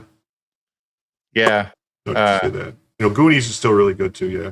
Goonies was great. I was a big fan of Back to the Future. Yeah, Back to the Future was good. You also got Gremlins. Yeah, the Gremlins were Never Ending Stories, good. Yeah, to our fan. I did not mean to derail your stream. No, you're fine. I was actually going to end the stream anyway.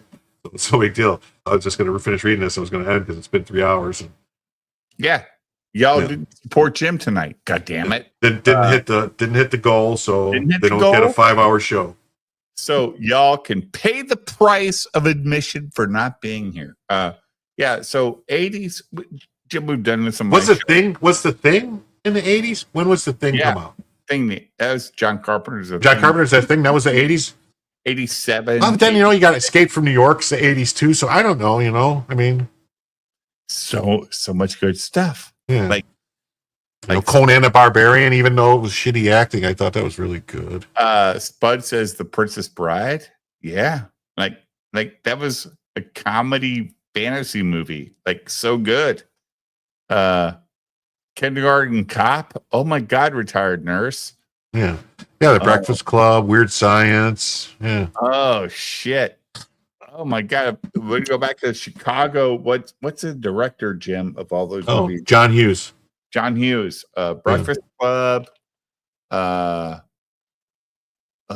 Wasn't Ferris Bueller's Day Off also the 80s? War Games. Oh, War Games. I'm glad I brought this up because the chat is involved. They're like, yeah, let's go. Yeah, Short Circuit was good too. 16 Candles, too. What about Red Dawn? Red Dawn was good too. What about Blues Brothers? Wasn't that the early 80s or no, was that the 70s? Early 80s. I think. Caddyshack was early 80s too, right? Yeah. War Games was great. That was Matt the same guy. Holy shit. Who's in War Games? The main, the kid. Oh, Matthew Broderick. Matthew Broderick, yeah. Who's also in Ferris Bueller's Day Off. Teen Wolf, a Torah fan with Michael J. Fox. That was great. That was so fun. Oh my God. I love the 80s. That's why we do movie streams, right, Jim? We just yeah, that's right. Go. Let's read your article. Go ahead. That's fine. The article's almost over. We're gonna go to we're gonna go like this. And then 1968, a committee of doctors and ethicists at Harvard came up with a definition of brain death, the same basic sentence we use today. There's that article. There was one more. I was just gonna pull up real quick because it said a push for more organ transplants is putting donors at risk. People across the U.S. have endured rushed or premature attempts to remove their organs. Some are gasping, crying, or showing signs of life. Yeah, no shit, dude. This was just a couple days ago. A team of transplant surgeons prepared to cut Misty Hawk as the clock was ticking. Her organs wouldn't be usable for much longer. Days earlier, she had been a vibrant 42-year-old, playful sense of humor at the Thunder Beach motorcycle rally, but Mr. Hawkins, choking while eating, fell into a coma. Her mother decided to take her off life support and donate her organs. She was moved from a ventilator and after 102 minutes declared dead. The surgeon made the incision in her chest, saw through her breastbone. That's when doctors discovered her heart was beating. She appeared to be breathing. They were slicing into Mrs. Hawkins while she was alive. Across the United States, an intricate system of hospital doctors and nonprofit donation coordinators carries out tens of thousands of life-saving transplants every year. And every step relies careful, calibrated protocols to protect both donors and recipients. But in recent years, the system has pushed to increase transplants. A growing number of patients have endured premature or bungled attempts to retrieve their organ. But Ms. Hawkins' case is an extreme example of what can go wrong. New York Times examination revealed a pattern of rushed decision-making that prioritized the need for more organs over the safety of potential donors. New Mexico, a woman was subjected to days of preparation for donation, even after her family said she seemed to be regaining consciousness. This is a speed reader chat. Holy fuck. Which she eventually did. In Florida, a man cried and bit on his breathing tube, but was still withdrawn from life support. In West Virginia, doctors were appalled when coordinators asked a paralyzed man coming off sedatives in an operating room for consent to remove his organs. Stories like this have enraged the transplants emerged as the transplant system is increasingly turned into a type of organ removal called donation after circulatory death. It accounted for a third of all donations last year. About 20,000 organs, triple the number from 5 years ago. Most donated organs in the United States come from people who are brain dead, in a reversible state that are kept on machines only enough to maintain their organs. Circulatory death donation is different. These patients are on life support, often in a coma. The prognosis is more of a medical judgment call. They are alive, but some brain activity. Most doctors determine that they are near death and won't recover. If relatives agree to donation, doctors withdraw life support and wait for the patient's heart to stop. This has been happening in about an hour or so, and the organs will be considered viable. After the person is declared dead, surgeons go in. The Times found that some organs procurement organizations and nonprofits in each state that have federal contracts that coordinate transplants are aggressively pursuing circulatory death donations and pushing families and doctors towards surgery. Hospitals are responsible for patients up to the moment of death, but some are allowed procurement organizations to influence treatment decisions. 55 medical workers in 19 states told the Times they have witnessed at least one disturbing case of donation after circulatory death. Workers in several states said they have seen coordinators pursuing hospital clinicians to administer morphine, propofol, and other drugs to hasten the death of potential donors. I think these types of problems are happening much more than we know. The longtime neurologist at University of California, San Francisco, who frequently evaluates potential donors study donation after circulatory death. A recent federal investigation prompted by the case of a Kentucky man whose organs were pursued even after he shook his head and withdrew his knees to his chest found that the state's procurement organization had ignored signs of increasing consciousness in 73 potential donors. In interviews with healthcare workers, as well as review of internal records, audio recordings, and text messages, the Times confirmed 12 cases in 9 states that troubled medical workers to be investigated. Most of these patients ultimately died, so it's impossible to know what they experienced. Doctors expressed worry that some patients might have recovered if given some time on life support. Other patients might have felt pain or emotional distress in the last hours of their life. The question has taken greater urgency as this type of donation has grown rapidly in the last 5 years, driven in part by a federal pressure from procurement organizations to increase transplant. At the same time, the government has largely allowed the transplant system to police itself. So this is what's going on. So several groups representing hospitals that are responding to requests for comments. So basically what we got here is we got people that are pushing, just like anything else. You got money's involved. People are pushing to get money because, organs are super expensive, and we'll see what happens. So, beating heart. Miss Hawkins, who had a lifelong cognitive disability, lived with her mother and stepfather. She saw movies. She was eating lunch when she choked on peanut butter and jelly sandwich. Her stepfather called 911. Her brain suffered oxygen deprivation that left her comatose on a ventilator. So they raced to the hospital. After 72 hours, they took her off. She asked about organization, Legacy of Hope, coordinated donation. She was wheeled to the operating room. It rarely handled circulatory death donation. Hawkins was one of 3 attempts last year. Surgeons entered the room. They began operating. Circulatory death donation required a waiting period to ensure the heart does not restart. Almost immediately, they saw Miss Hawkins' heart moving. They call it reanimation, as did Flowers, and they said the heart fluttered. The record said a procurement organization also noted subsequent gasping respirations. Surgeons stopped and left the room. Another doctor sewed up Miss Hawkins. Unclear if she was given any anesthetic. 12 minutes later, she was again declared dead. Miss Johnson was on her way home when she received a call from telling her daughter's organs had not been used, but they did not tell her what happened, nor did Flowers learn the details from the Times more than a year later. Wow. 5 doctors with expertise, when the Butler reviewed Hawkins' records, said it was all but impossible that her heart restarted after the waiting period. She said that when they found people taking off life support, their hearts do not restart on their own after 5 minutes. Doctors said that they were particularly struck by indications that Miss Hawkins was breathing, which meant she had at least minimal brain activity. They said the declaration of death was very likely premature. Really? Yeah. So they're taking organs for people that are still alive. Yeah. Yeah. Yeah. That's why, like Europe, organ donation is really easy versus America. Like you gotta take that shit. My mom actually donated her body to science when she died, so they're she's take on my organs. But my mom had 7 different cancers, and she fought them all. So I don't know what they're going to get out of that. And I don't have any cancer. And if I died tomorrow, I don't want some Northwest University hospital taking my organs and say, "Hey, why did Dave live to 57?" Whatever. Who cares? All right, everybody. I'm going to say goodnight. It's been 3 hours. I'll see you all Saturday night, 10 o'clock, for Jim to tell you the news. Oh, Dave, wait. Tell them about your channel. Okay, so we're BTM Reviews. We talk about bullshit. But if you want to go to my bourbon channel, go to BTM Reviews Bourbon channel on Monday nights, and a couple nights a week we do videos. But at the end of the day, Jim, who cares? Let's talk about your channel. Your channel is more important than mine. No, it's not. All right, gotta go. Good night. Jim will tell you the news.